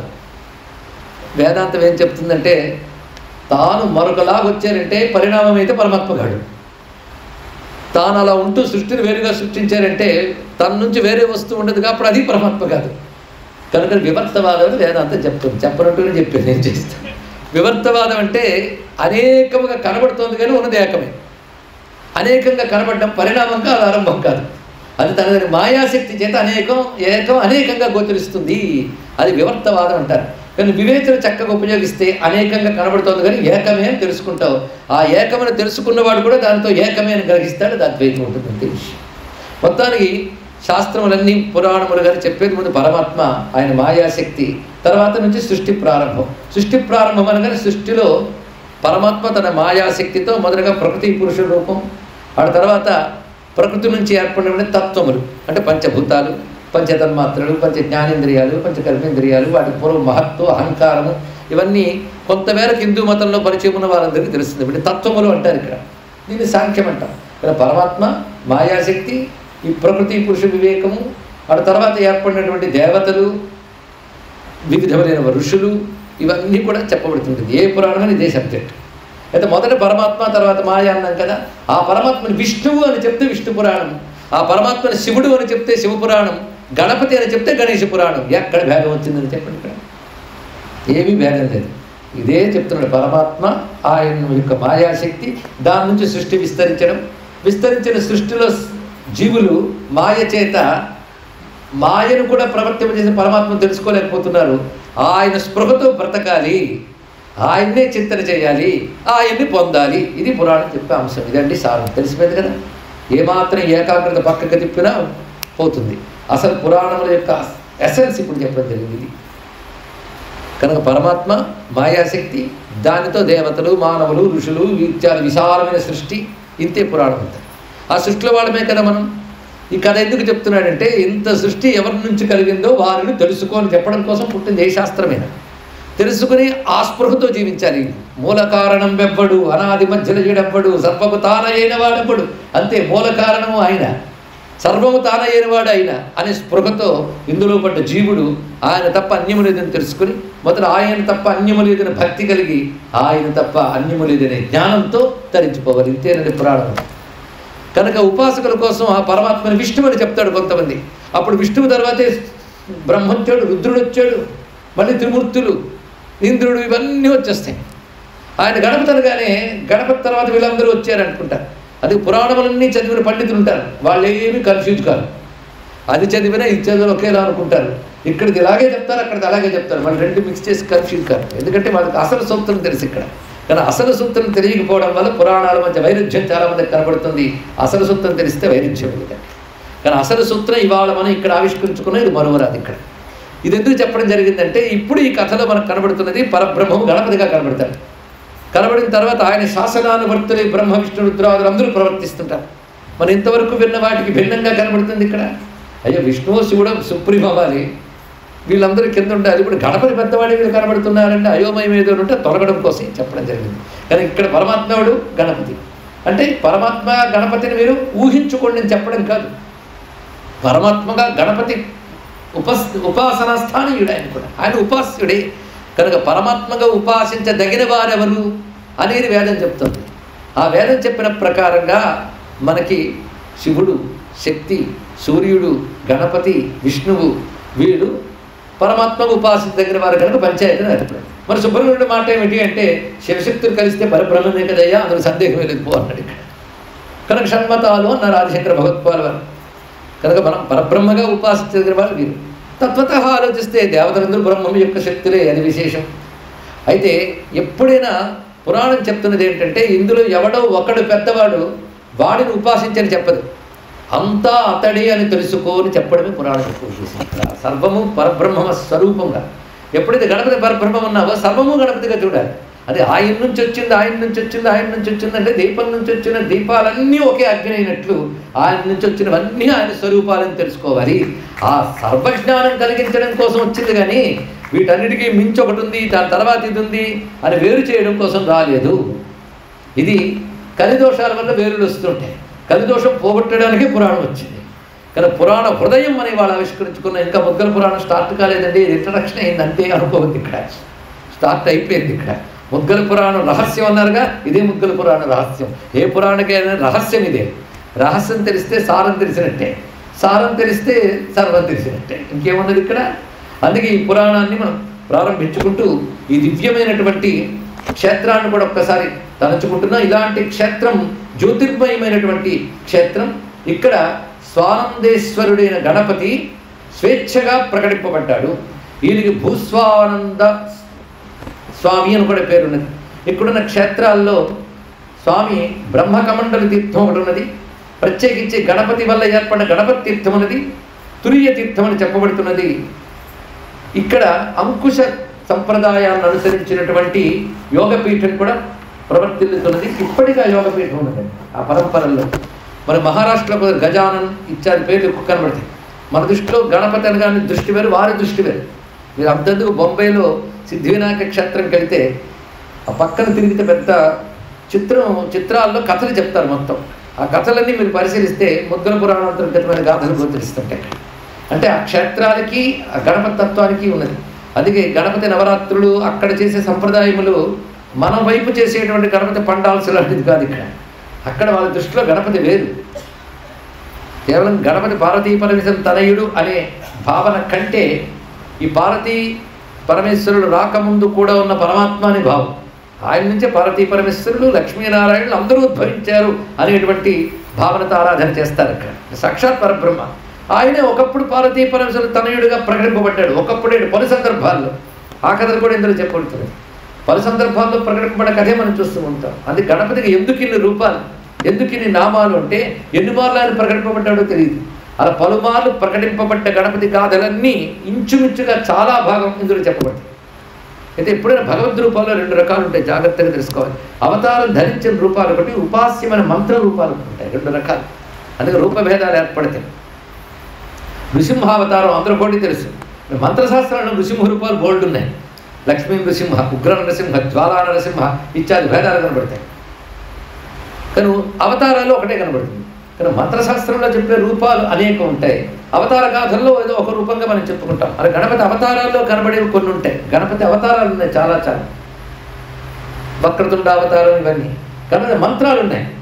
ఉచ్చిష్ట గణపతి, హరిద్రా గణపతి, చింతామణి గణపతి, ఇలాంటి గణపతి మంత్రాలు. ఇవి మంత్రాలు, వీటికి అవతారం కనబడడం మనకి. అంటే అది మంత్రశాస్త్రంలో ఆ మూర్తిని ఉపాసించడం విధానం. కథలు ఉండవు వాటికి.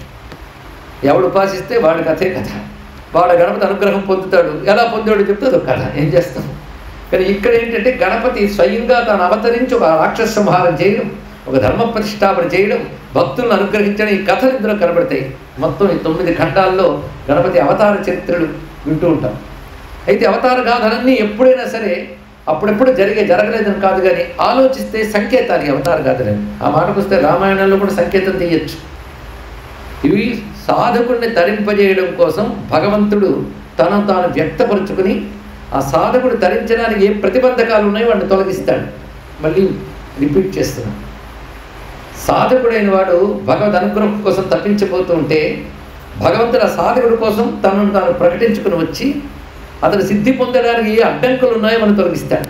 ఈ అడ్డంకుల్ని రాక్షసులను చూపిస్తూ భగవత్కృ కోసం తప్పించిపోయే భక్తుల యొక్క సాధనలే దేవతలు ఆశ్రయించడాన్ని చూపిస్తూ భగవంతుడు భక్తులను అనుగ్రహించడమే ఆయన అవతారం కింద చెప్పి ఈ ప్రతిబంధకాలు తొలగించడమే రాక్షస సంహారం అని చెప్తే పురాణాలు. అది ప్రతి పురాణంలో పేరుని మీరు కొంచెం ఆలోచించి వ్యుత్పత్తి అర్థం తెలిస్తే అదే తెలుస్తుంది. ప్రస్తుతం అప్రస్తుతంగా కోరుకున్నాను, కానీ రావణ కుంభకర్ణాదులు కూడా అదే అర్థం. అలాగే కంస ఇత్యాదులు కూడా అవే అర్థాలతో తీసుకోవచ్చు. మరి భండాసుర సంహార కథ మనకి సంపూర్ణంగా భండ పేరు నుంచే సంకేతంగా కనబడుతుంది.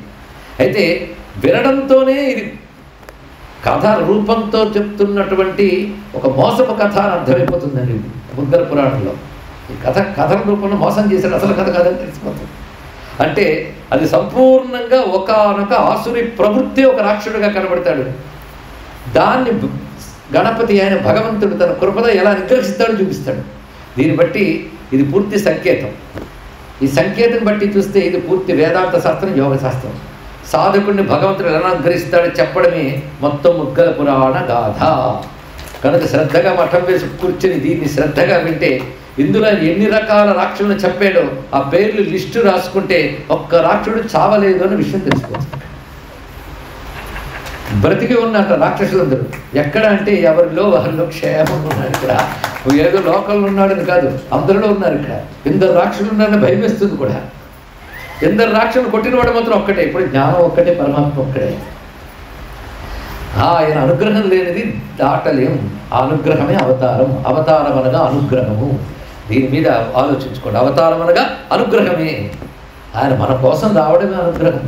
ఎందుకంటే అవసరం లేనిది వస్తున్నాడు అంటే ఆయనకు అవసరం లేదు, మనకు అవసరం. వస్తున్నాడు. పైగా అంత తేలిగ్గా ఒదిగిపోయేవాడు కాదు, మనకు అందుబాటులోకి రాడు ఆయన. అందుబాటులో లేనివాడిని భగవంతుడు అంటారు. అలాంటి ఆయన మన కోసం అందుబాటులోకి వచ్చాడుగా, దానికి అవతారం. అవతారం అంటే దిగివచ్చుట అని అర్థం. ఇక్కడ దిగి రావాలంటే ఎంత అనుగ్రహం ఉండాలండి. ఆయన మామూలుగా దిగుతాడా, వంగుతాడా? దిగొచ్చారంటే అనుగ్రహం. అందుకే అవతారం అంటేనే అనుగ్రహం అని మాట తెలుసుకోవాల్సింది. అలాంటి అవతారాలు ఇందులో గణపతికి కనబడుతూ ఉంటాయి.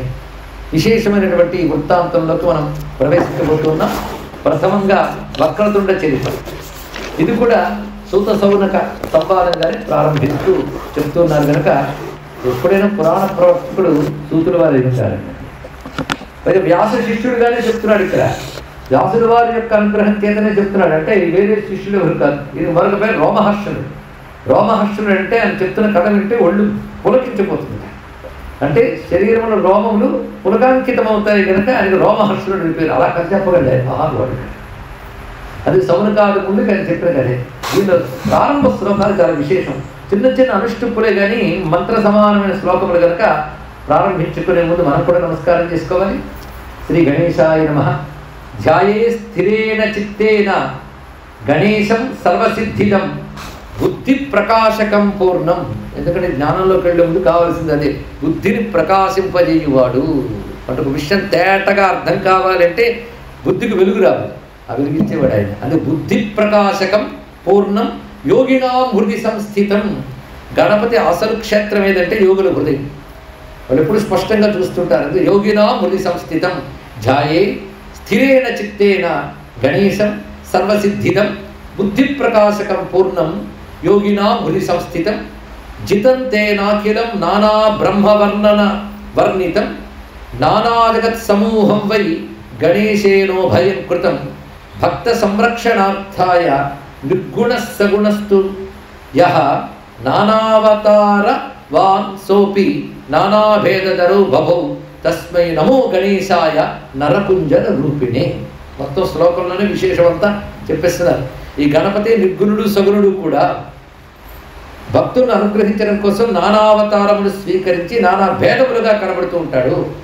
అటువంటి నరకుంజర రూపుడైన అంటే ఏనుగు మొహం మానవ శరీరం కలిగినటువంటి స్వామికి సగుణో నరరూపోయో నిర్గుణో గజవక్త్రక. ప్రారంభంలోనే చెప్పేస్తున్నాడు ఇక్కడ. ఆయన గజవక్త్రం నిర్గుణానికి సంకేతం. కంఠం నుంచి క్రింద భాగం అంతా సగుణానికి సంకేతం. ఇప్పుడు ఆయన సగుణ నిర్గుణుడా అంటే సగుణ నిర్గుణం కూడా ఆయనే. నమశివాయ శాంతాయ విష్ణవే ప్రభ విష్ణవే సూర్యాయ శక్తయే చైవ చతుర్థాతే విభాగనే. ఇది మాత్రం ఎప్పుడు గుర్తుపెట్టుకోవాల్సినటువంటి శ్లోకం అండి. మొత్తం ఉద్గల పురాణం సారవత ఈ శ్లోకంలో పెట్టాడు. నమశివాయ శాంతాయ విష్ణవే ప్రభ విష్ణవే సూర్యాయ శక్తయే చైవ చతుర్థాతే విభాగిని అంటే 4 చెప్పాడు. తర్వాత బ్రహ్మాండం 5. ఈ 5 ప్రధానం. 5 రూపములే గణపతి. ఆ కథలే మొత్తం చూపిస్తాడు. 5 రూపములు ఉన్నవాడు గణపతి. అలాగే శేషనాగంచ నరం నారాయణం తథా నమామి భావయుక్తోహం పురాణ పురుషం పరం దేవానాం యోగినాం చైవ మహర్షీణాం మహాత్మనాం వ్రజామి శరణం నిత్యం పురాణ జ్ఞాన సిద్ధయే. ఇంతవరకు కలిపి అనిత్యం పురాణ పఠనం చేసేవాడు, వినేవాడు, పారాయణ చేసుకోగలుగుతాడు. ఇదే పురాణ జ్ఞానం నీకు సిద్ధించాలంటే వీరు అనుగ్రహం కావాలంటే ఎవరివి? దేవానాం యోగినాం చైవ. దేవానం అనేది బహువచనం. దేవతల యొక్క యోగుల యొక్క అనుగ్రహం ఉండాలి. అదే దేవతలకు యోగులకు మహర్షులకు మహాత్ములకు నమస్కారం చేస్తూ నేను శరణు వేడుతున్నాను అంటే సరెండర్, వాళ్ళ కృప. అప్పుడు పురాణ జ్ఞానం కలుగుతుంది అని చెప్తూ సౌనకాది మహర్షులు సూత పౌరాణికులను ఆశ్రయించినప్పుడు ఇదే ప్రశ్న వేస్తారు. కొన్ని చోట్ల విష్ణువని, కొన్ని చోట్ల శివుడని నానా రకాల భేదాలు కనబడతాయి కదా. వీటి మధ్య ఏకత్వం ఏమిటి? అది మాకు తెలుసుకోవాలండి. తరింపజేసే కథని చెప్పండి అంటే అసలు పురాణం వినాలనేటువంటి బుద్ధి మీకు పుట్టడమే మీ అదృష్టం అయ్యా అని అడిగాడు. ఎందుకంటే పురాణం జరుగుతున్న చోట కూర్చొని ఎంత గొప్పదో వివరిస్తాడు. ఏ పురాణానికైనా అంత విశేషం. అందుకే తరించడం కోసం పురాణ విద్య అనే దాన్ని వ్యాస భగవానుడు ఇచ్చాడు. ఎందుకంటే పురాణము ద్వారా వేద విజ్ఞానం స్పష్టముగా అందబడుతూ ఉంటుంది అందరికి, స్పష్టముగా. ఎందుకంటే వేదాదుల్లో వేద విజ్ఞానం స్పష్టంగా గ్రహించడం, దానికి ఎన్నో శాస్త్రముల యొక్క మర్యాదలు తెలియాలి. ఎందుకంటే ఋషులు సమాప్తో దర్శించే జ్ఞానం అది. సామాన్యులు అర్థం చెప్పలేరు, గ్రహించలేరు కూడా. అలాంటి వేద పరమార్థాన్ని, అర్థాన్ని పురాణం చక్కగా అందిస్తుంది. పురాణం అర్థమవడం, అర్థం చేసుకోవడం అటుంచి పురాణం జరగడం అనేది గొప్ప యజ్ఞము అని చెప్తున్నాడు. మొత్తం వివరం చెప్పాలంటే దీనికి ఒక రోజు తినేస్తుంది. ఒక్క వాక్యం చెప్తాడు, యత్ర పౌరాణికి గాథ కలిస్తత్ర నతిష్ఠతి. అద్భుతమైన మాట. ఎక్కడ పురాణ గాథలు చెప్పబడతాయో అక్కడ కలిపురుషుడు ఉండడు. ఇది తెలుసుకోవాల్సిన కదా. ఇక్కడ కలిబాధలు అనుభవిస్తున్న ఈ కాలంలో పురాణ విద్య అంత అవసరం. ముఖ్యంగా మంత్ర జపాలు, యోగాలు చేసేస్తున్నాం, మాకు వేదం వచ్చి ఇది వచ్చి అనే వాళ్ళకి కూడా పురాణ జ్ఞానం చాలా అవసరం. నీకు భగవద్భక్తి కలగాలన్నా, భగవద్ జ్ఞానం కలగాలన్నా పురాణం తప్ప మరొక మార్గం లేదు. అది ఈ పురాణ విద్య సత్రయాగం చేస్తున్న ఋషులందరూ అడిగారు ఇక్కడ. అంటే యజ్ఞం యొక్క పరమార్థం కూడా పురాణ జ్ఞానం వల్లనే లభిస్తుంది. ఇక్కడ ఈ ప్రశ్న వేసినప్పుడు గణపతి గురించి వినాలి అని వాళ్ళు అన్నప్పుడు ప్రారంభిస్తూ చెప్తున్నాడు ఆయన. సూతపాలుడు తన గురువైన వ్యాసదేవుడికి నమస్కారం చేసుకుని పురాణ విద్య యొక్క ప్రశస్తిని చెప్పి ఆ తర్వాత ప్రారంభిస్తున్నది ఏమిటంటే, ఒకప్పుడు దక్ష ప్రజాపతి కథ మనకు తెలిసినది. ఆయన శివద్రోహి, శివనింద చేయిస్తూ శివుడిని అవమానించాలనే ఉద్దేశంతో యజ్ఞం చేశారు. ఆ యజ్ఞపు పూర్వ కథ మనం అనేక మార్లు చెప్పుకున్న అంశం కనుక దాని జోలికి నేను వెళ్ళట్లేదు. దక్ష ప్రజాపతికి సహజంగా ఉన్నటువంటి శివద్వేషం చేత, శివతత్వం తెలియక తన కుమార్తె సతీదేవి శివుని వరించడం చేత ఇష్టం లేకపోయినా ఇచ్చాడు. దానికి తోడు బ్రహ్మ, విష్ణువు వీళ్ళందరూ కూడా ప్రోద్బలపరచడం చేత ఇప్పటికి తప్పలేదు. మనసులో ద్వేషం ఉంది. ఒకనొక సభకి వెళ్ళినప్పుడు పరమేశ్వరుడు బ్రహ్మ విష్ణువాదులతో ఉన్నాడు. ఎప్పుడు అలాగే ఉంటాడు. పదవి ఏమైనా వచ్చిందా అంటే అల్లుడైనంత మాత్రాన ఆయన అసలు తత్వం పోతుందా? అది ఎప్పుడు దేవదేవుడే. కానీ ఈయనేంటి, శివుడికి మామనయ్యాను, పైగా తక్కువ వాడు శివుడనే భావం ఉంది కనుక మామ అంటే తండ్రితో సమానం కనుక నేను వెళ్ళగానే లేచి గౌరవించాలనుకున్నాడు. కానీ నేను ఎప్పట్లాగా ఆయన ఉన్నాడు. ఈయన కొత్తగా ఆశించాడు అది ఇక్కడ. దానితో శివుడు లేవలేదు. ఎప్పుడో ఆయన శివుడు తనను అవమానించాడు అనుకుని శివుడు నిందిస్తూ ఆయన అవమానించాడు, యజ్ఞం తలపెట్టాడు. ఆ యజ్ఞం ఎలా ధ్వంసమైందో అందరికీ తెలిసిన విషయం. వీరభద్రుడు రావడం ఇత్యాదని. అయితే ఇక్కడ వీరభద్రుడు రావడానికి ముందు ఒక గాథ ఇందులో ఉంటుంది. అది సతీదేవి దేహత్యాగం చేసిన తర్వాత శివునికి ఆ వార్త తెలిసి బాధపడతాడు. బాధపడి ఒక్కసారి కళ్ళు మూసుకుని ధ్యానం చేస్తాడు. ఆ ధ్యానం చేస్తూ ఉంటే ఆయనకి ధ్యానంలో గణపతి సాక్షాత్కరించినట్లుగా కనబడుతుంది. అది ఇందులో కనబడుతుంది ఒక అందమైన అంశం. ఎందుకంటే అర్ధనాశురుడు అంటారే, ఇప్పుడు అర్ధనారు ఏమిటి, ఆవిడ లేదు, శక్తిహీనుడిని అయిపోయిందని బాధపడతాడు. శక్తి లేకపోవడం శక్తిహీనత కదా. దానితో ఆయన ఆలోచన చేస్తూ ఉంటే ధ్యానంలో శంభుర్ మనసా, ఆ మనసు దాని ధ్యాన స్థితిలో ఉండగా అప్పుడు గోచరించినది చతుర్భుజం మహాకాయం గజవక్త్రం మహోదరం ముకుటేన విరాజంతం కర్ణకుండల ధారిణం రత్నమాలాధరం పూర్ణం నాభిశేష విభూషితం. నాభి దగ్గర పాము చుట్టబడి ఉన్నటువంటి వాడు. మన గణపతిని చూస్తే తెలుస్తుంది. కింకిణికాయుక్త పాదం క్వణచరణ నూపురం సిద్ధిబుద్ధియుతం చింతామణి భూషిత వక్షసం. అటువైపు సిద్ధిదేవి, ఇటు బుద్ధిదేవి ఉంటే ఆయన మాలలో చింతామణిని ప్రత్యేకంగా మణి ప్రకాశిస్తుంది. చింతామణి గణపతి, చింతామణితో ప్రకాశిస్తున్నటువంటి వాడు ఆయన గోచరించి ఇది దక్షుడిని శిక్షించడానికి కావలసిన క్రియ ఇప్పుడు నీ ద్వారా జరుగుతుందని చెప్పి అంతర్ధానం అయిపోయాడు. ఆ తర్వాత శివుడు లేవడం, జటాజూటలతో జట తీసి కొట్టడం, వీరభద్రుడు రావడం, దక్షయజ్ఞం విధ్వంసం కావడం, కథ అంతా చెప్పబడుతుంది. ఆ తర్వాత వృత్తాంతంలో పరమేశ్వరుణ్ణి మళ్ళీ తిరిగి ప్రార్థిస్తే శివుడు వచ్చి యజ్ఞాన్ని తిరిగి రక్షిస్తాడు. ఎందుకంటే యజ్ఞం సగంలో ఆగిపోతే లోకక్షేమం దెబ్బతింటుంది. అందుకు బ్రహ్మాదేవతలు వెళ్ళి శివుడిని ప్రార్థన చేస్తాడు. ద్రోహి అయిన దక్షుడు శివుడు దయతో మేకతలు అతికిస్తాడు. అప్పుడు ఆ మేకతలు అతికించుకున్న బుద్ధి వస్తుంది. కొందరు తల తీస్తే కానీ బుద్ధి ఏం చేస్తాం. అతను వాళ్ళు అజ శిరస్సు అతికించిన తర్వాత అతని బుద్ధి వచ్చి శివుడిని స్తోత్రం చేస్తాడు. ఆ స్తోత్రం ముద్గల పురాణంలో అద్భుతంగా ఉంటుంది. మొత్తం శివతత్వం అందులో కనబడుతుంది. ఇందులో విష్ణు స్తోత్రాలు ఉన్నాయి, శివస్తోత్రాలు ఉన్నాయి. ఏ స్తోత్రం చూస్తే ఆ స్తోత్రం విష్ణువు పరబ్రహ్మ, శివుడు పరబ్రహ్మ చెప్పబడుతుంది. అంటే హృదయం తెలుసుకోవాలి. పరబ్రహ్మగానే వాళ్ళని చూడాలి తప్ప వాళ్ళని ఒక దేవతా భేదంగా చూడకూడదు అనే భావం కూడా కనబడుతుంది. ఈ శ్లోకం అంతా శివస్థుతి అంతా చెప్పం కానీ అంత స్తోత్రం చేస్తే కొంచెమైనా చెప్పకపోతే ఎలాగా. నమామి శంకరం సాక్షాత్ యథాధారమిదం జగత్ కాలరూపం యథాకాలం బోధయామాసతం శివం. అతను కాలరూపం, కాలానికి అనుగుణంగా జగత్తుని ప్రేరేపించేవాడు, సర్వజగత్తుకి ఆధారమైనవాడు. ఇలాంటి అత్యద్భుతమైన వాక్యాలు కనిపిస్తాయి. సగుణాయ నమస్తుభ్యం నిర్గుణాయ నమో నమః సృష్టికర్త్రే చ సంహర్త్రే పాత్రే నానాస్వరూపిణి అనంతగుణ రాశిస్త్వం వర్ణనీయం కిమప్యహో నాంతం బ్రహ్మాదయో జగ్ముః మాదృశానాంచ కా కథ. బ్రహ్మాని దేవతలేని ఆద్యంతమును తెలుసుకోలేరే, నా భూటిగడు ఎలా తెలుసుకోగలడు? నమో నమో బ్రహ్మమయాయ దేవాదయే శివాయాథ చ పూర్ణమూర్తే అనాది మధ్యాంత విహీన భూమ్నే నమో నమో భక్త భయాపహంత్రే. ఇత్యేవం స్తువతస్తత్ర ప్రేమగద్గదయా గిర అజవత్తస్య సంజాతం. ఎంత అతని పూర్వవాసనలు బట్టి మంచి భాషలు స్తుతించిన మేకతల వల్ల చివరికొచ్చిన భాషణం లలలల్లలం అని వచ్చింది. ఇక్కడ చూసి శివుడు నవ్వాడు ఒక్కసారి. ఎప్పుడైనా ఇలాంటి ధ్వనులు నా గుళ్ళో చేస్తాను విష్ణు సుమా అని చెప్పాడు శివుడు. అందుకని బొమ్మలు అరవడం ఇవన్నీ అక్కడి నుంచే మొదలైపోయింది. అందుకే అక్కడ లలలల్లలం అని మాట వేశారు. ఇక్కడ తేన హృష్టో మహాదేవ తం పునర్ నరమస్తకం. అప్పుడు తిరిగి నరమస్తకాన్ని ఇచ్చాడు. అలా మేకతలతో మిగల్చలేదు, మళ్ళీ నరమస్తకాన్ని ఇచ్చి అప్పుడు నీ చేసిన స్తోత్రం నాకు చాలా నచ్చింది అయ్యా. ఎంత నచ్చిందంటే ఈ స్తోత్రం ఎవడు చదివినా వాడి కోరిక తీరుస్తాను.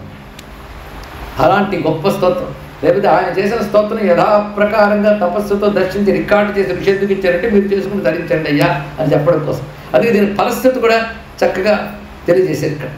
అలాగే మమ ప్రీతికరాష్టాసు భవిష్యత్ రసంశయ త్వయా యత్ అజవద్వాక్యం కృతం మే ఖలు సన్నిధౌ తద్వద్యౌ మత్సమీపే వై కర్ష్యతి నరస్సకృత్ తేన హృష్టో భవిష్యామి. ఇవాళ నువ్వు లలలల్లలం అన్నావే, ఇలా ఒక్కసారి నా భక్తులు నా క్షేత్రంలో నా ముందు నిలబడంటే నేను చాలా సంతోషిస్తాను సుమా అన్నాడు.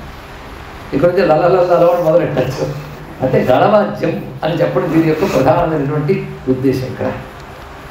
ఈ విధంగా ఆయన తర్వాత యజ్ఞరక్షణ అయిపోయింది. దక్ష ప్రజాపతి మళ్ళీ స్థిమితపడ్డాడు, ఆయన స్థానంలో దొరికింది. కానీ శివనంద చేసినందుకు ఆయనకి జ్ఞానం పోయింది అన్నట్టు. జ్ఞానం పోయిందంటే లోక జ్ఞానం అని కాదు, వారికి ఉండవలసిన దివ్యమైన జ్ఞానం లేదు. ఎందుకంటే ఆయన సామాన్యుడు కదా, ప్రజాపతికి ఉండవలసిన జ్ఞానం లేదు. ఎందుకంటే సహజంగా అజ్ఞానం ఉండడం చేతనే భేదం చూశాడు ఆయన. దానితో అసలు స్ఫురణ అనే శక్తి పూర్తిగా క్షీణించింది. దివ్య స్ఫురణ పోయింది ఆయనకి. అజ్ఞానం ఆవరించింది. ఈ అజ్ఞానం ఆవరిస్తే దానికి ఏం చేయాలని తప్పించిపోతూ ఉండగా అదృష్టవశాత్తు ఒక మహర్షి కనిపించాడు ఆయనకి. ఆయన సాష్టాంగవందనం చేసి, సృష్టిలో జ్ఞాననాశనం కంటే పెద్ద నాశనం మరొకటి లేదు. ది గ్రేటెస్ట్ లాస్ ఏంటంటే జ్ఞానం లేకపోవడం. మనం ఏమనుకుంటామంటే డబ్బు ఉంటే చాలు, మరొకటి ఉంటే చాలు అనుకుంటాం. జ్ఞానం లేకపోవడమే పెద్ద లాస్. ఇప్పుడు కూడా ఇక్కడ ఇంత పురాణం మనం చెప్తున్నా మనకు అక్కర్లేదని తిరిగేవాళ్ళు చాలామంది ఉంటారంటే వాళ్ళ జ్ఞానం అక్కర్లేదని వాళ్ళే ప్రకటిస్తూ ఉంటారు నాకు ఇక్కడ. అసలు జ్ఞానం పొందడమే అసలు విషయం, అది లేకపోతే పెద్ద లాస్.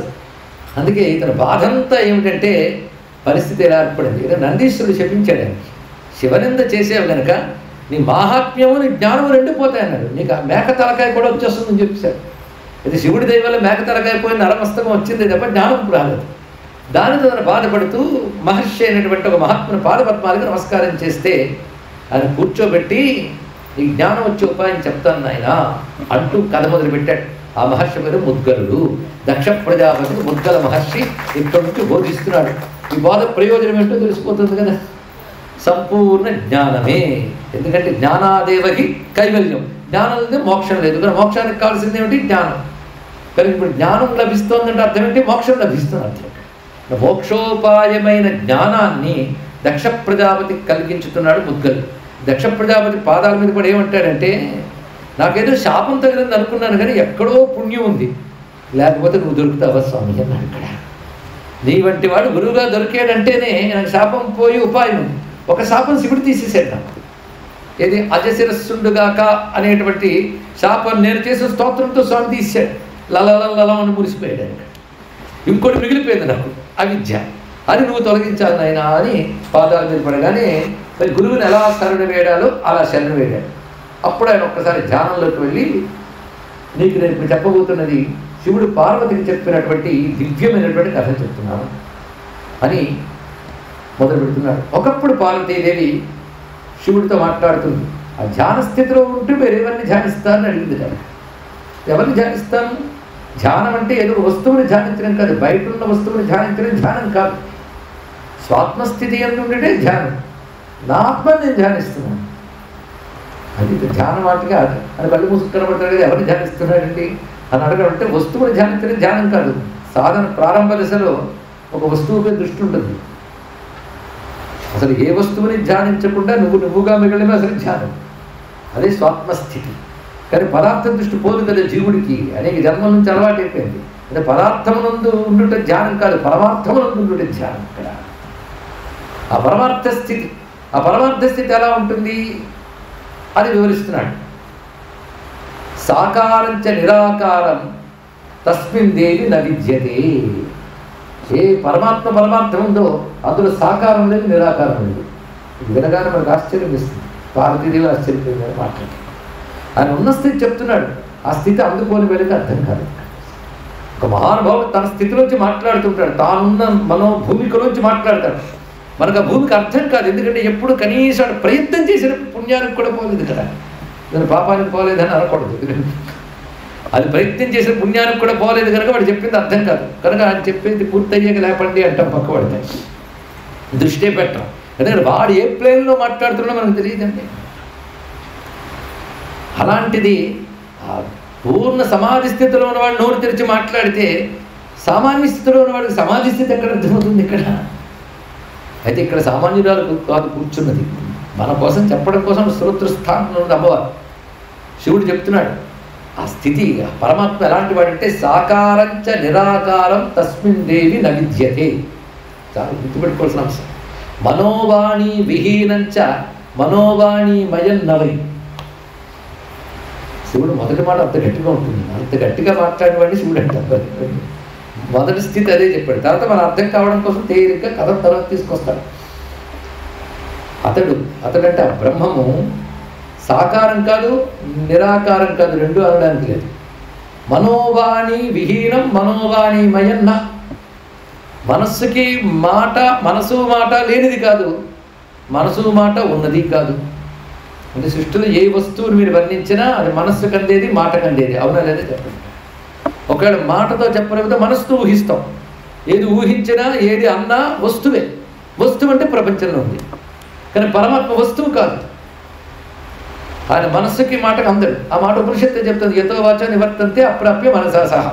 మనసుకి మాటకి అందడు, కానీ మనసుకి మాటకి అందడు, మనసుకి మాటకి అందుతాడు. రెండు రకాలు ఉన్నాయి. మనసుకి మాటకు అందితే సాకారం, మనసుకి మాటకు అందకపోతే నిరాకారం. కానీ పరమాత్మ నిరాకారం సాకారం అంటారు. ఆయన నిరాకారం కాదు, సాకారం కాదు అన్నాడు. లేదు, ఆయన మనోవాక్కులకు అందడు అనడానికి లేదు, మనోవాక్కులకు అందుతాడు అనడానికి లేదు అన్నాడు. ఇక్కడ ఏదో ఒకటి తేల్చాడు, కానీ ఈ రెండిట్లోని నానే ఉంది చూసారా. అది కాదు ఇది కాదు రెండు అన్నాడు. ఇక్కడ ఈ మినిట్ నుంచి వస్తే ఇది కాదు అది కాదు అంతే. కానీ పరమాత్మ ఇదని తేల్చలేదే, కాదనే తెలిసింది. పరమాత్మ ఇది అని చెప్పకుండా కాదని చెప్పడం వేద భాష. నా ఇతి అని చెప్తారు, కానీ ఇదని చెప్పలేదు. ఇది అంటే నిర్దేశం. నీ నిర్దేశాన్ని దొరుకుతాడా ఇది అని నిర్దేశించేది ఏది? మళ్ళీ నిరాకారం అని అనాలన్నా బుద్ధి అనాలి, సాకారం అనాలన్నా బుద్ధి అనాలి. నిరాకార సాకారాలు రెండు మాట ఏమిటంటే, నీకు సాకారం అనే ఒకనొక అవగాహన ఉండడం వల్ల సాకారం కాదు నిరాకారం అంటున్నాం. నిరాకారం అనే భావం ఉండడం వల్ల సాకారం అంటున్నాం. నిరాకార సాకారం అనే భావన ఏం చేస్తుంది? బుద్ధి చేస్తుంది. అది బుద్ధిగా దొరకనప్పుడు నిరాకారం అంటావా సాకారం అంటావా? ఈ మాట అర్థం కావాలి అంటే స్వామి వివేకానంద చరిత్ర చదివితే తెలుస్తుందండి. ఆయన రామకృష్ణ పరమహంస దగ్గరికి వెళ్ళేటప్పుడు యుక్తివాదమే గొప్పది అనుకుంటూ ఉంటాం చాలామంది. యుక్తితోనే భగవంతుని కూడా తెచ్చేసుకోవాలన్న అహంకారం ఉంది. అబ్బా ఎంత భయంకరం, యుక్తితో ఆలోచిస్తూ అంటారా అని అడిగాడు. చాలామంది కనబడతారు. యుక్తికి చిక్కడని మొత్తుకుంటుంది. యుక్తితో మాట్లాడతాం మనం, మంచిదే. మానవుడు బుద్ధిజీవి. మానవ అనే శబ్దంలోనే మన అవబోధన ఉంది కనుక ఆలోచించేవాడు మానవుడు. వాడు అలాగే ఆలోచిస్తాడు. ఏం చేస్తాడు? దేని గురించి చెప్పినా వాడు ఆలోచనతో ఆలోచించి వాడు లాజికల్ టెంపర్మెంట్కి అందితే కన్వీన్స్ అయితే వాడు ఒప్పుకుంటాడు. అంతే కదా. ఇక్కడ కన్వీన్స్ అవ్వడానికి వీడికి స్టేటస్ ఉండద్దు. చిన్నపిల్లాడికి పరబ్రహ్మం గురించి అర్థమయ్యేటట్టు చెప్పాలంటే చాలా గింజుకోవాలి. వాడికి అర్థమైందే పరబ్రహ్మం చెప్పకూడదు. నీకు ఏది అర్థమైందో అదే పరబ్రహ్మం అనకూడదు కదా. నీకు అర్థం కాకపోయినా పరబ్రహ్మం అది అని చెప్పాలి ఇక్కడ. కానీ చిన్నపిల్లవాడి స్థాయి చిన్నపిల్లవాడిది, యుక్తి చేసేవాడి స్థాయి యుక్తిది. అని యుక్తికి దొరుకుతాడా? యుక్తే నిరాకారం సాకారం చేస్తుంది. కానీ పరమహంస దగ్గరికి వెళ్ళేటప్పటి వరకు మహాయుక్తివాదే, గొప్ప యుక్తివాదే యుక్తికి అతీత స్థితికి ఎప్పుడైనా పొందగలడు. బుద్ధిని బాగా వాడేడు కనుకనే బుద్ధి యొక్క పండిత దశలో కావాల్సింది లభిస్తుంది. అది యుక్తిని సంస్కరించే విధానం ఏంటంటే శాస్త్ర ప్రమాణ యుక్తి. యుక్తిని సంస్కరించాలంటే శాస్త్ర ప్రమాణంతో సంస్కరించాలి. ఎందుకంటే అచింత్యమైన విషయాన్ని లౌకికమైన తర్కాలతో తెలుసుకోలేరు అంటారు విద్యారణ్య స్వామి వారు వేదాంత పంచదశలు. ఏది మనసుకి మాటకు అందదో అటువంటి అతీంద్రియమైన ఒక శక్తిని ఇంద్రియ పరిమితమైన బుద్ధితో నువ్వు తెలుసుకోలేవు. అక్కడ ప్రమాణం శాస్త్రం, అది తెలుస్తుంది. కనుక లౌకికమైన పదార్థ జ్ఞానానికి నీ ఇంద్రియ బుద్ధులు వాడచ్చు. ఎందుకంటే బుద్ధి ఇంద్రియాధీనం. ఏది ఆలోచించినా ఇంద్రియాలకు అందింది మాత్రమే ఆలోచిస్తుంది, కానీ ఇంద్రియాలకు అందరి దాని గురించి ఆలోచించలేదు. ఇంద్రియాధీనమైన బుద్ధిని నువ్వు సంస్కరించాలి. సంస్కరిస్తే ఇంద్రియాతీతమైన దాన్ని పొందగలదు. అరే సూదులకు దారం ఎక్కించడానికే ఆ దారాన్ని సన్న చేసి లోపలికి పెడతావే, నీ బుద్ధి అనే దారాన్ని సంస్కరించి పరమాత్మని సూదులు ఆ సంస్కరించాలి అంటే ఏదైనా శాస్త్రం చేత సంస్కరించాలి. ఆ బుద్ధి పరమాత్మ తెలుసుకోవాలి. అది రహస్యమైనటువంటి విషయం. అది శాస్త్రయుక్తి కావాలి. ఆ శాస్త్రయుక్తి కూడా పరమాత్మ పట్ల నీ సాధనకు ఉపయోగమైన ఒక ప్రేరణ ఇవ్వగలదే తప్ప పరమార్థం అంటే ఇది అని అందించలేదు ఇక్కడ. ఏ విధంగా చూసినప్పటికీ అది నిరాకారమో సాకారమో నువ్వు నిర్ణయించరు. సాకారమైన జగత్తు బ్రహ్మము కాదా? పెద్ద ప్రశ్న. ఇది మీమాంసగా లాగుతున్న ఒక ఉత్సాహం పెద్దలకు ఉంటుంది. ఇక్కడ సాకారమైన జగత్తు బ్రహ్మము కాదా? కాదు అంటే బ్రహ్మము ఇది కాదు అది కాదంటే కొంత కానివాడు అయ్యాడంటే పరిపూర్ణుడు కాదు కదా. అంతలో సాకారం కూడా ఆయన అవుతాడు. బ్రహ్మంని సాకారంగా అంగీకరిస్తే తప్పే ఉంది. సాకారం అంతా చైతన్యం ఎక్కడుందో దానికి ఉనికి ఉంటుంది. ఉనికి ఉన్న దానికి చైతన్యం ఉంది. ఉనికే పరమాత్మ అయినప్పుడు, చైతన్యం పరమాత్మ అయినప్పుడు అది కానిదేది. ఎందుకంటే భగవంతుని మనం తెలుసుకోవడం సృష్టిని నిరసించడం కాదు, సృష్టిని పరమాత్మగా గ్రహించడం. ఇది తెలుసుకోవాల్సిన గొప్ప అందం. సృష్టిని పరమాత్మకు గ్రహించాక ఇది సృష్టి అనే ఎరుకు పక్కకు పోయి పరమాత్మ దగ్గర ఆనందించింది. ఇక్కడ అది రహస్యం. ఇక్కడ ఉంగరాన్ని బంగారంగా గ్రహించాక ఉంగరం అనే రూపం నీకు గోచరించిన బంగారమే దాని ఎందుకు స్ఫురిస్తుంటుంది. ఇక్కడ అలాగని ఉంగరం బంగారమయం కాదంటావా? ఇది విచిత్రమైన చింతన. అందుకే భగవంతుడి సాకారుడు నిరాకారుడు తర్కవాదం. తత్వవాదంలో ఈ రెండూ లేవు. ఇది రామకృష్ణ పరమహంస శిష్యుడిగా చేరిన తర్వాత స్వామి వివేకానందకి గురు కృప వల్ల సాధనలో కలిగిన ఒక మాట ఆయన అంటాడు. అంతవరకు నేను చదివినటువంటి కొన్ని సమాజముల యొక్క చదువుల వల్ల, యుక్తుల వల్ల, తర్కాల వల్ల ఏమనుకున్నానంటే భగవంతుడికి ఆకారమే ఉండదు అనుకున్నాను. తర్వాత నాకు అర్థమైంది భగవానుడు నిరాకారుడు, సాకారుడు, రెండింటికి అతీతుడు అన్నాడు. అక్కడ పట్టుకోవాలి ఆ పాయింట్కి ఈ పాయింట్కి. వివేకానంద మాటలో భగవానుడు నిరాకారుడు సాకారుడు కూడా అంటే అయిపోయేది. రెండింటికి అతీతుడు ఎందుకన్నాడు? సాకారానికి అతీతం నిరాకారం. నిరాకారం వచ్చేస్తే సగుణం నిర్గుణం అయిపోయింది కదా చాలు అని అనుకోవచ్చుగా. కానీ రెండుకి అతీతుడు ఎందుకన్నాడంటే సగుణం నిరాకారం నిర్గుణం సగుణం ఇత్యాది నువ్వు తర్కాలు చేస్తున్నావు అంటే దీన్ని ఒప్పుకుంటూ దాన్ని ఒప్పుకోకపోవడము రెండూ నీకు స్ఫురిస్తున్నాను అర్థం. ఏదో ఒకటి అయినప్పుడు అది నిరాకారం సాకారం ఎలాగనగలవు? ఈ చర్చనికి అతీతము అని చెప్పడం దీని యొక్క ఉద్దేశము. అది శివుడు ఇక్కడ చెప్పడం మాటలో అందమైన భావం. మొత్తానికి తాను ఎవరిని ధ్యానిస్తున్నాడు? సాకారంచ నిరాకారం తస్మిన్ దేవి న విద్యతే మనోవాణి విహీనం న మనోవాణి మయన్నవై అనగానే శివస్య వచన శ్రుత్వా పార్వతీ ఆ మాట విన్నగానే ఆ తల్లంటుంది, ఇదేమిటి స్వామి సాకారోన నిరాకారో కథం సజ్ఞాయతే జనీ? నువ్వు చెప్తున్న మాట ప్రకారంగా అయితే ఆయన సాకారుడేనని చెప్పు, నిరాకారుడేనని చెప్పు. సాకారం అయితే కంటికి కనబడుతుంది, నిరాకారం కనబడకపోయినా ఏదో అర్థమవుతుంది. కానీ రెండూ కాడంటున్నామంటే ఆ ఏదో అర్థమవుతున్న దానికి కూడా అర్థం కాని కూడా అది అంటే బ్రహ్మము ఎంత మనోవాగతీతమో మనోవాగతీతుడు కాడు అనేటటువంటి విషయం ఇక్కడ స్ఫురింపజేస్తున్నాడు. ఎలా చెప్తావయ్యా? నువ్వు చెప్పిన మాట నాకు అస్పష్టంగా ఉంది, అస్పష్టమైన దాన్ని ఎలా ధ్యానిస్తాను చెప్పు.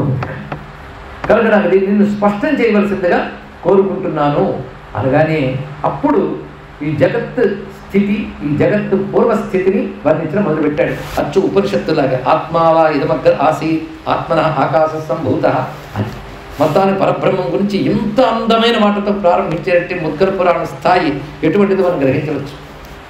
ఇది మొదలు పెడుతూ సర్వం మాయామయం విద్ధి జాయతే యచ్చ చేతసా, గొప్ప మాట పెట్టాడు.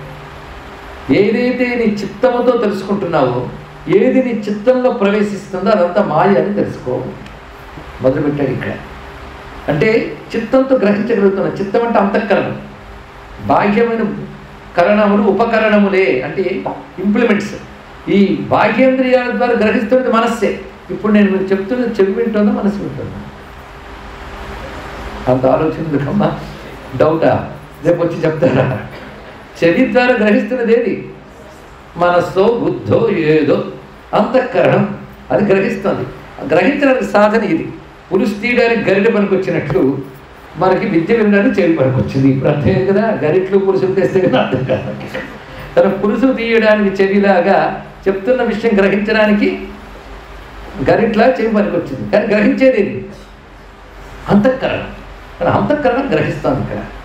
అంటే చిత్తము, ఇక్కడ చిత్తం అనే మాట వాడుతున్నాడు ఇక్కడ. కనుక చేతసా సర్వం మాయామయం విద్ధి జాయతే యచ్చ చేతస, చిత్తము ద్వారా ఏది తెలుసుకుంటున్నావో, చిత్తము నుండి ఏది కలుగుతుందో అది మాయ. అది తెలుసుకో. నువ్వు ఇక్కడ కూర్చొని ఏదో ఒక దేశాన్న లోకాన్ని ఊహించావు, వచ్చిందా నీ చిత్తంలోకి? అదే మాయ.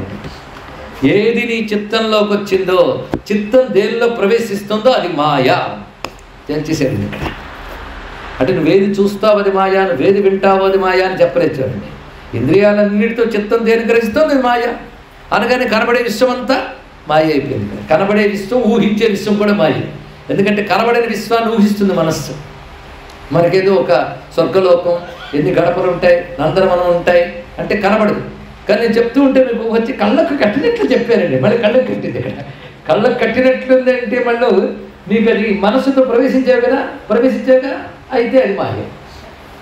కానీ మాయ అంటే అర్థం చిత్తము దేనిలో ప్రవేశిస్తుందో, చిత్తంలో ఏది ప్రవేశిస్తుందో అది మాయ. ఆ మాట అంతగా చెప్పాడు. చిత్త ప్రవేశహీనంచ మాయాతీతం నిగచ్చతే. చిత్తం దేనిలో ప్రవేశించలేదో అది మాయ అతీతము, మాయకు అతీతమైనది అని అర్థం. చిత్తం ప్రవేశించలేదు అది ఎలా ఉంటుంది? ఊహించుకోమని ప్రవేశిస్తే మాయ అయిపోతుంది. అది చిత్తం ప్రవేశించలేనిది మాయాతీతం అని చెప్పబడుతుంది. అయితే ఈ మాయామయమైనటువంటి ఈ జగత్తుని ఏర్పడడానికి కారణం మాయాతీతమైన బ్రహ్మము. ఇది మొదలుపెట్టాడు. మాయాతీతమైన బ్రహ్మమే మాయామయమైన జగత్తుకి హేతు అవుతుంది. ఇది సరిగ్గా బ్రహ్మసూత్రంలో చెప్పినట్టే యవ్వనిచ్చే జనించలాగా జన్మాద్యస్య యతః అని ప్రారంభిస్తున్నట్టు.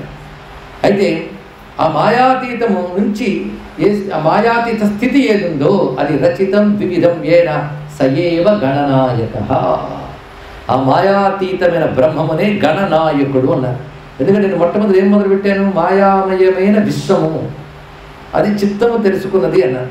మాయాత్మయమైన విశ్వము అంటే ఒక విధంగా ఉందా? అనేక విధాలుగా ఉంది. అనేకం అంటే గణం కదా. అనేకమైన విశ్వమంతా చిత్తం గ్రహిస్తుంది కనుక మాయే కదా. కానీ మాయామయమైన జగత్తంతా గణమైతే దానికి అతీతమైన నాయకుడైతే గణనాయకుడు కదా. గణనాయకుడే, అది మాయాతీతమైన బ్రహ్మమనే గణనాయకుడు అంటారు. గణనాయకుడు ఎందుకన్నారు? నాయకుడు అంటే చాలు కదా. అంటే గణం ఆయన నుంచి వచ్చిందే కదా, గణరూపం ఆయన నుంచి వ్యక్తమే, ఆయన వాటి ఎందు వ్యాపించిపోయినాడు. ఆయన లేకపోతే లేని లేదు. కానీ కారణమైన ఆయన కార్యంలో వ్యాపించున్నాడు, అది వచ్చింది. అందుకే కార్యాన్ని కూడా ఎందుకు స్మరించాలంటే కార్యంలో కారణంగా ఆయన ఉన్నాడు కనుక. కొండ పట్టుకున్నావంటే మట్టి మాయమైపోయిందా? కొండ పట్టుకున్నావు మట్టినే పట్టుకున్నావు నువ్వు, దాని కార్యనామం పెడుతున్నావు కానీ దాని కారణమైంది మట్టే దాని ఉంది. ఇక్కడ కార్యరూపమైన కొండను పట్టుకుంటే కారణ రూపమైన మట్టిని పట్టుకున్నట్లు, కార్యరూపమైన జగత్తును పట్టుకుంటే కారణ రూపమైన పరమాత్మను పట్టుకున్నట్లు. కనుకనే గణనాయక అని చెప్పడంలో ఉద్దేశం ఏంటంటే నీకు కనబడేదే గణం కనుక నాయకుడు గుర్తు పెట్టుకొని చెప్తున్నట్టు. అందుకు సయేవ గణనాయక స్వసంవేద్యం. ఆయన ఎలా తెలియబడతాడంటే ఆయన చేత ఆయనే తెలియబడతాడు. ఆ మాట చెప్పడం స్వసంవేద్యం మహాప్రోక్తం వేదయే తద్విశేషత తత్రైవ దృశ్యతే దేవో యోగభి యాగపారగై. యోగముల చేత యాగముల చేత తెలుసుకోవలసిన వాడు ఆయనే. ఆయన తెలుసుకోవడానికి వాడు పారగులు అవుతారు. అయితే చిత్తం గురించి మాట్లాడేనే చిత్తానికి 5 భూమికలు ఉంటాయి. ఒక విధంగా గొప్ప అనలిటికల్ సైన్స్ అండి ఇదంతా కూడా. అయితే భయపడక్కర్లే, గణపతి నా ఆధారం అనుకోండి, ఆ స్వరూపాన్ని ఆధారం చేసుకుంటూ తెలుస్తుంది. ఇది ప్రతివాడికి ఉండేది, ఇందులో లేనిది ఎక్కడ చెప్పట్లేదు. చిత్తస్య పంచభూమీనా ప్రకాశనకర స్మృత. ఎవడు మాయాతీతుడైన గణనాయకుడు ఉన్నాడో వాడు మాయామయమైన విశ్వానికి కారణమై ఉన్నాడు, నాయకుడై ఉన్నాడు. నాయకుడు అంటే ఇది ఆయన అధీనంలో ఉంది అర్థం. అయితే మాయా అనగా ఏం చెప్పుకున్నాం? మాయామయమైన విశ్వం అంటే మరొక్కసారి చెప్పండి. చిత్తంలో ఏది ప్రవేశిస్తుందో, చిత్తం దేనిలో ప్రవేశం మాయ అయిపోయింది. ఇప్పుడు సమస్య ఏముంది? చిత్తం. అయితే చిత్తం ప్రపంచాన్ని చూడటానికి కానీ ప్రపంచంలో ప్రవేశించడానికి కానీ దానికి శక్తి ఎక్కడి నుంచి వచ్చింది ఆలోచించండి. చిత్తంలో ఒకటి ఉన్నది, చిత్త లక్షణం, చిత్వం ఉన్నది. ఇప్పుడు అద్దంలో ప్రపంచం కనబడుతోంది అంటే అద్దంలో ప్రపంచాన్ని ప్రకాశింపజేసి ఒక లక్షణం ఉంది, అవునా లేదు? ఇక్కడ అద్దం ఉంది, అద్దం జడమంటావు కానీ దాని ప్రకాశ లక్షణం ఉంది, వస్తువును చూస్తోంది, అవునా లేదా? మీరు ఇది జాగ్రత్తగా ఆలోచిస్తే నేను అంత ఆలోచన దాన్ని తీసుకెళ్ళిన సాగర్ ఏదైనా విశ్వం తప్పని విషయమాన కనబడుతుంది. జాగ్రత్త.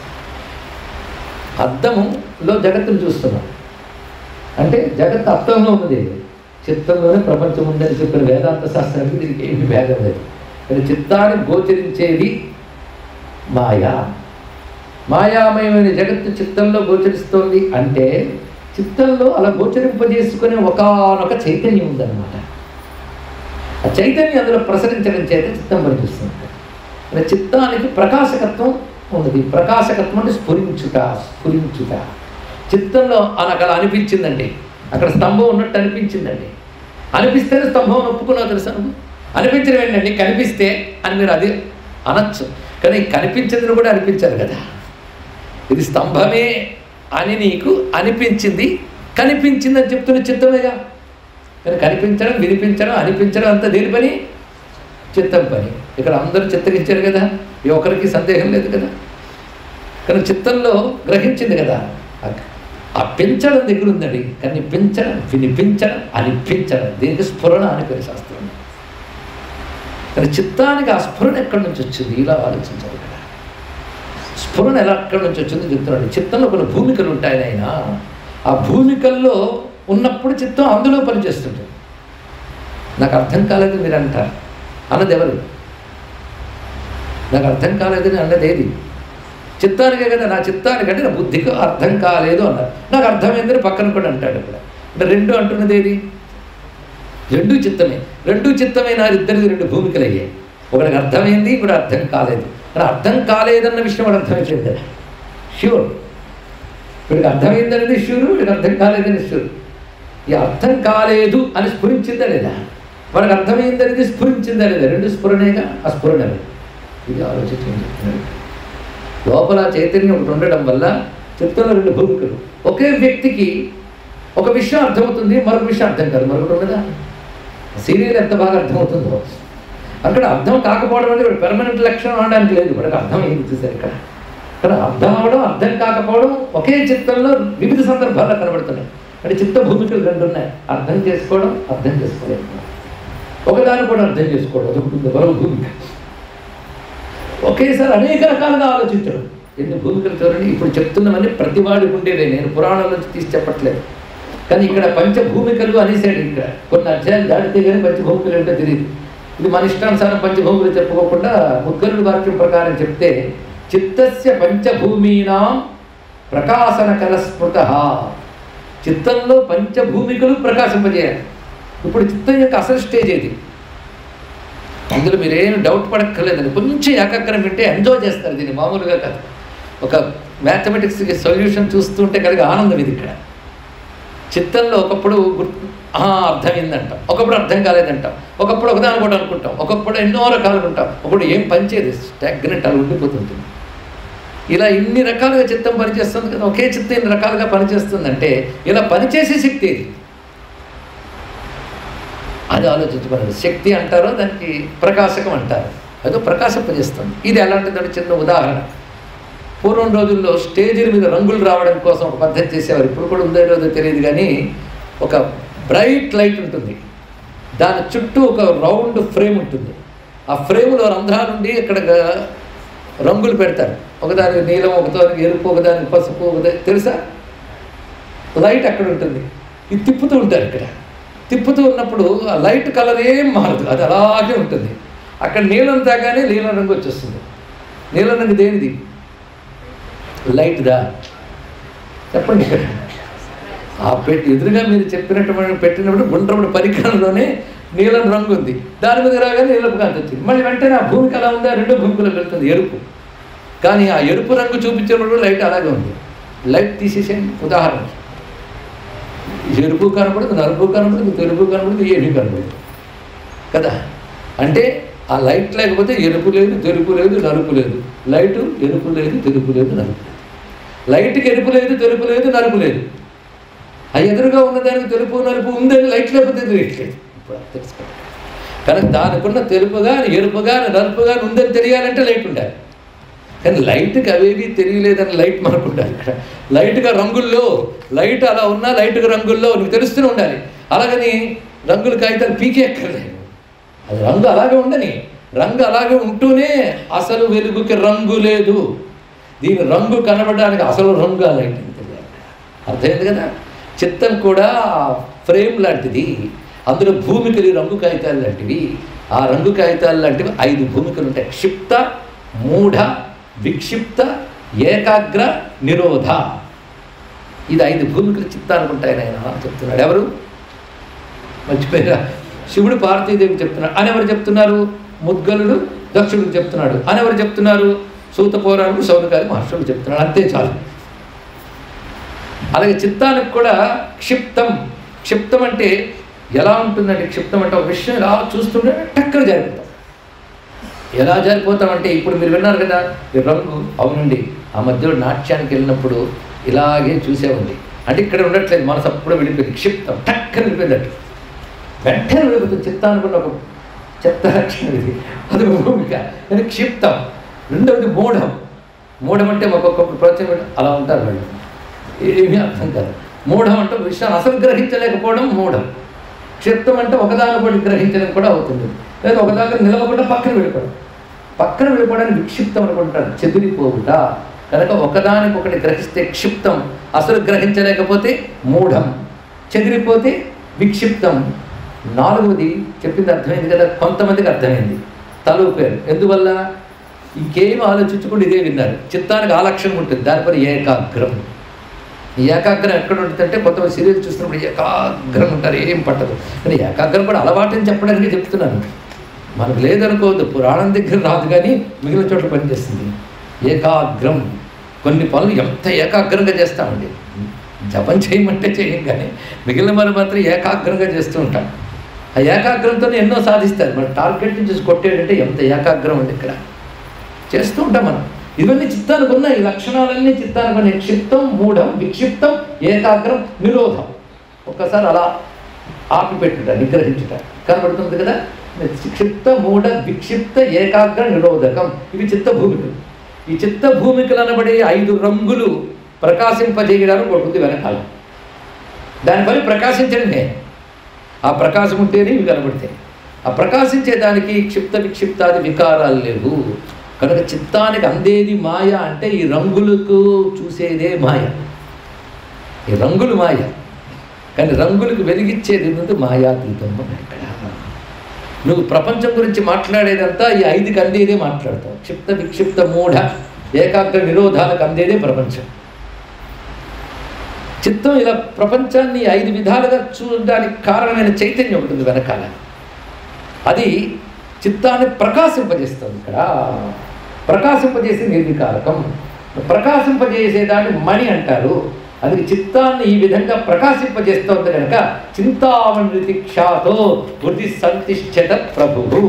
ఆ ఆత్మ స్వరూపాన్ని, స్వయం జ్యోతి స్వరూపాన్ని చింతామణి అంటారు. ఆ దీపం తాలూకు అధీనంలోనే ఈ రంగులు కదులుతూ ఉంటాయి.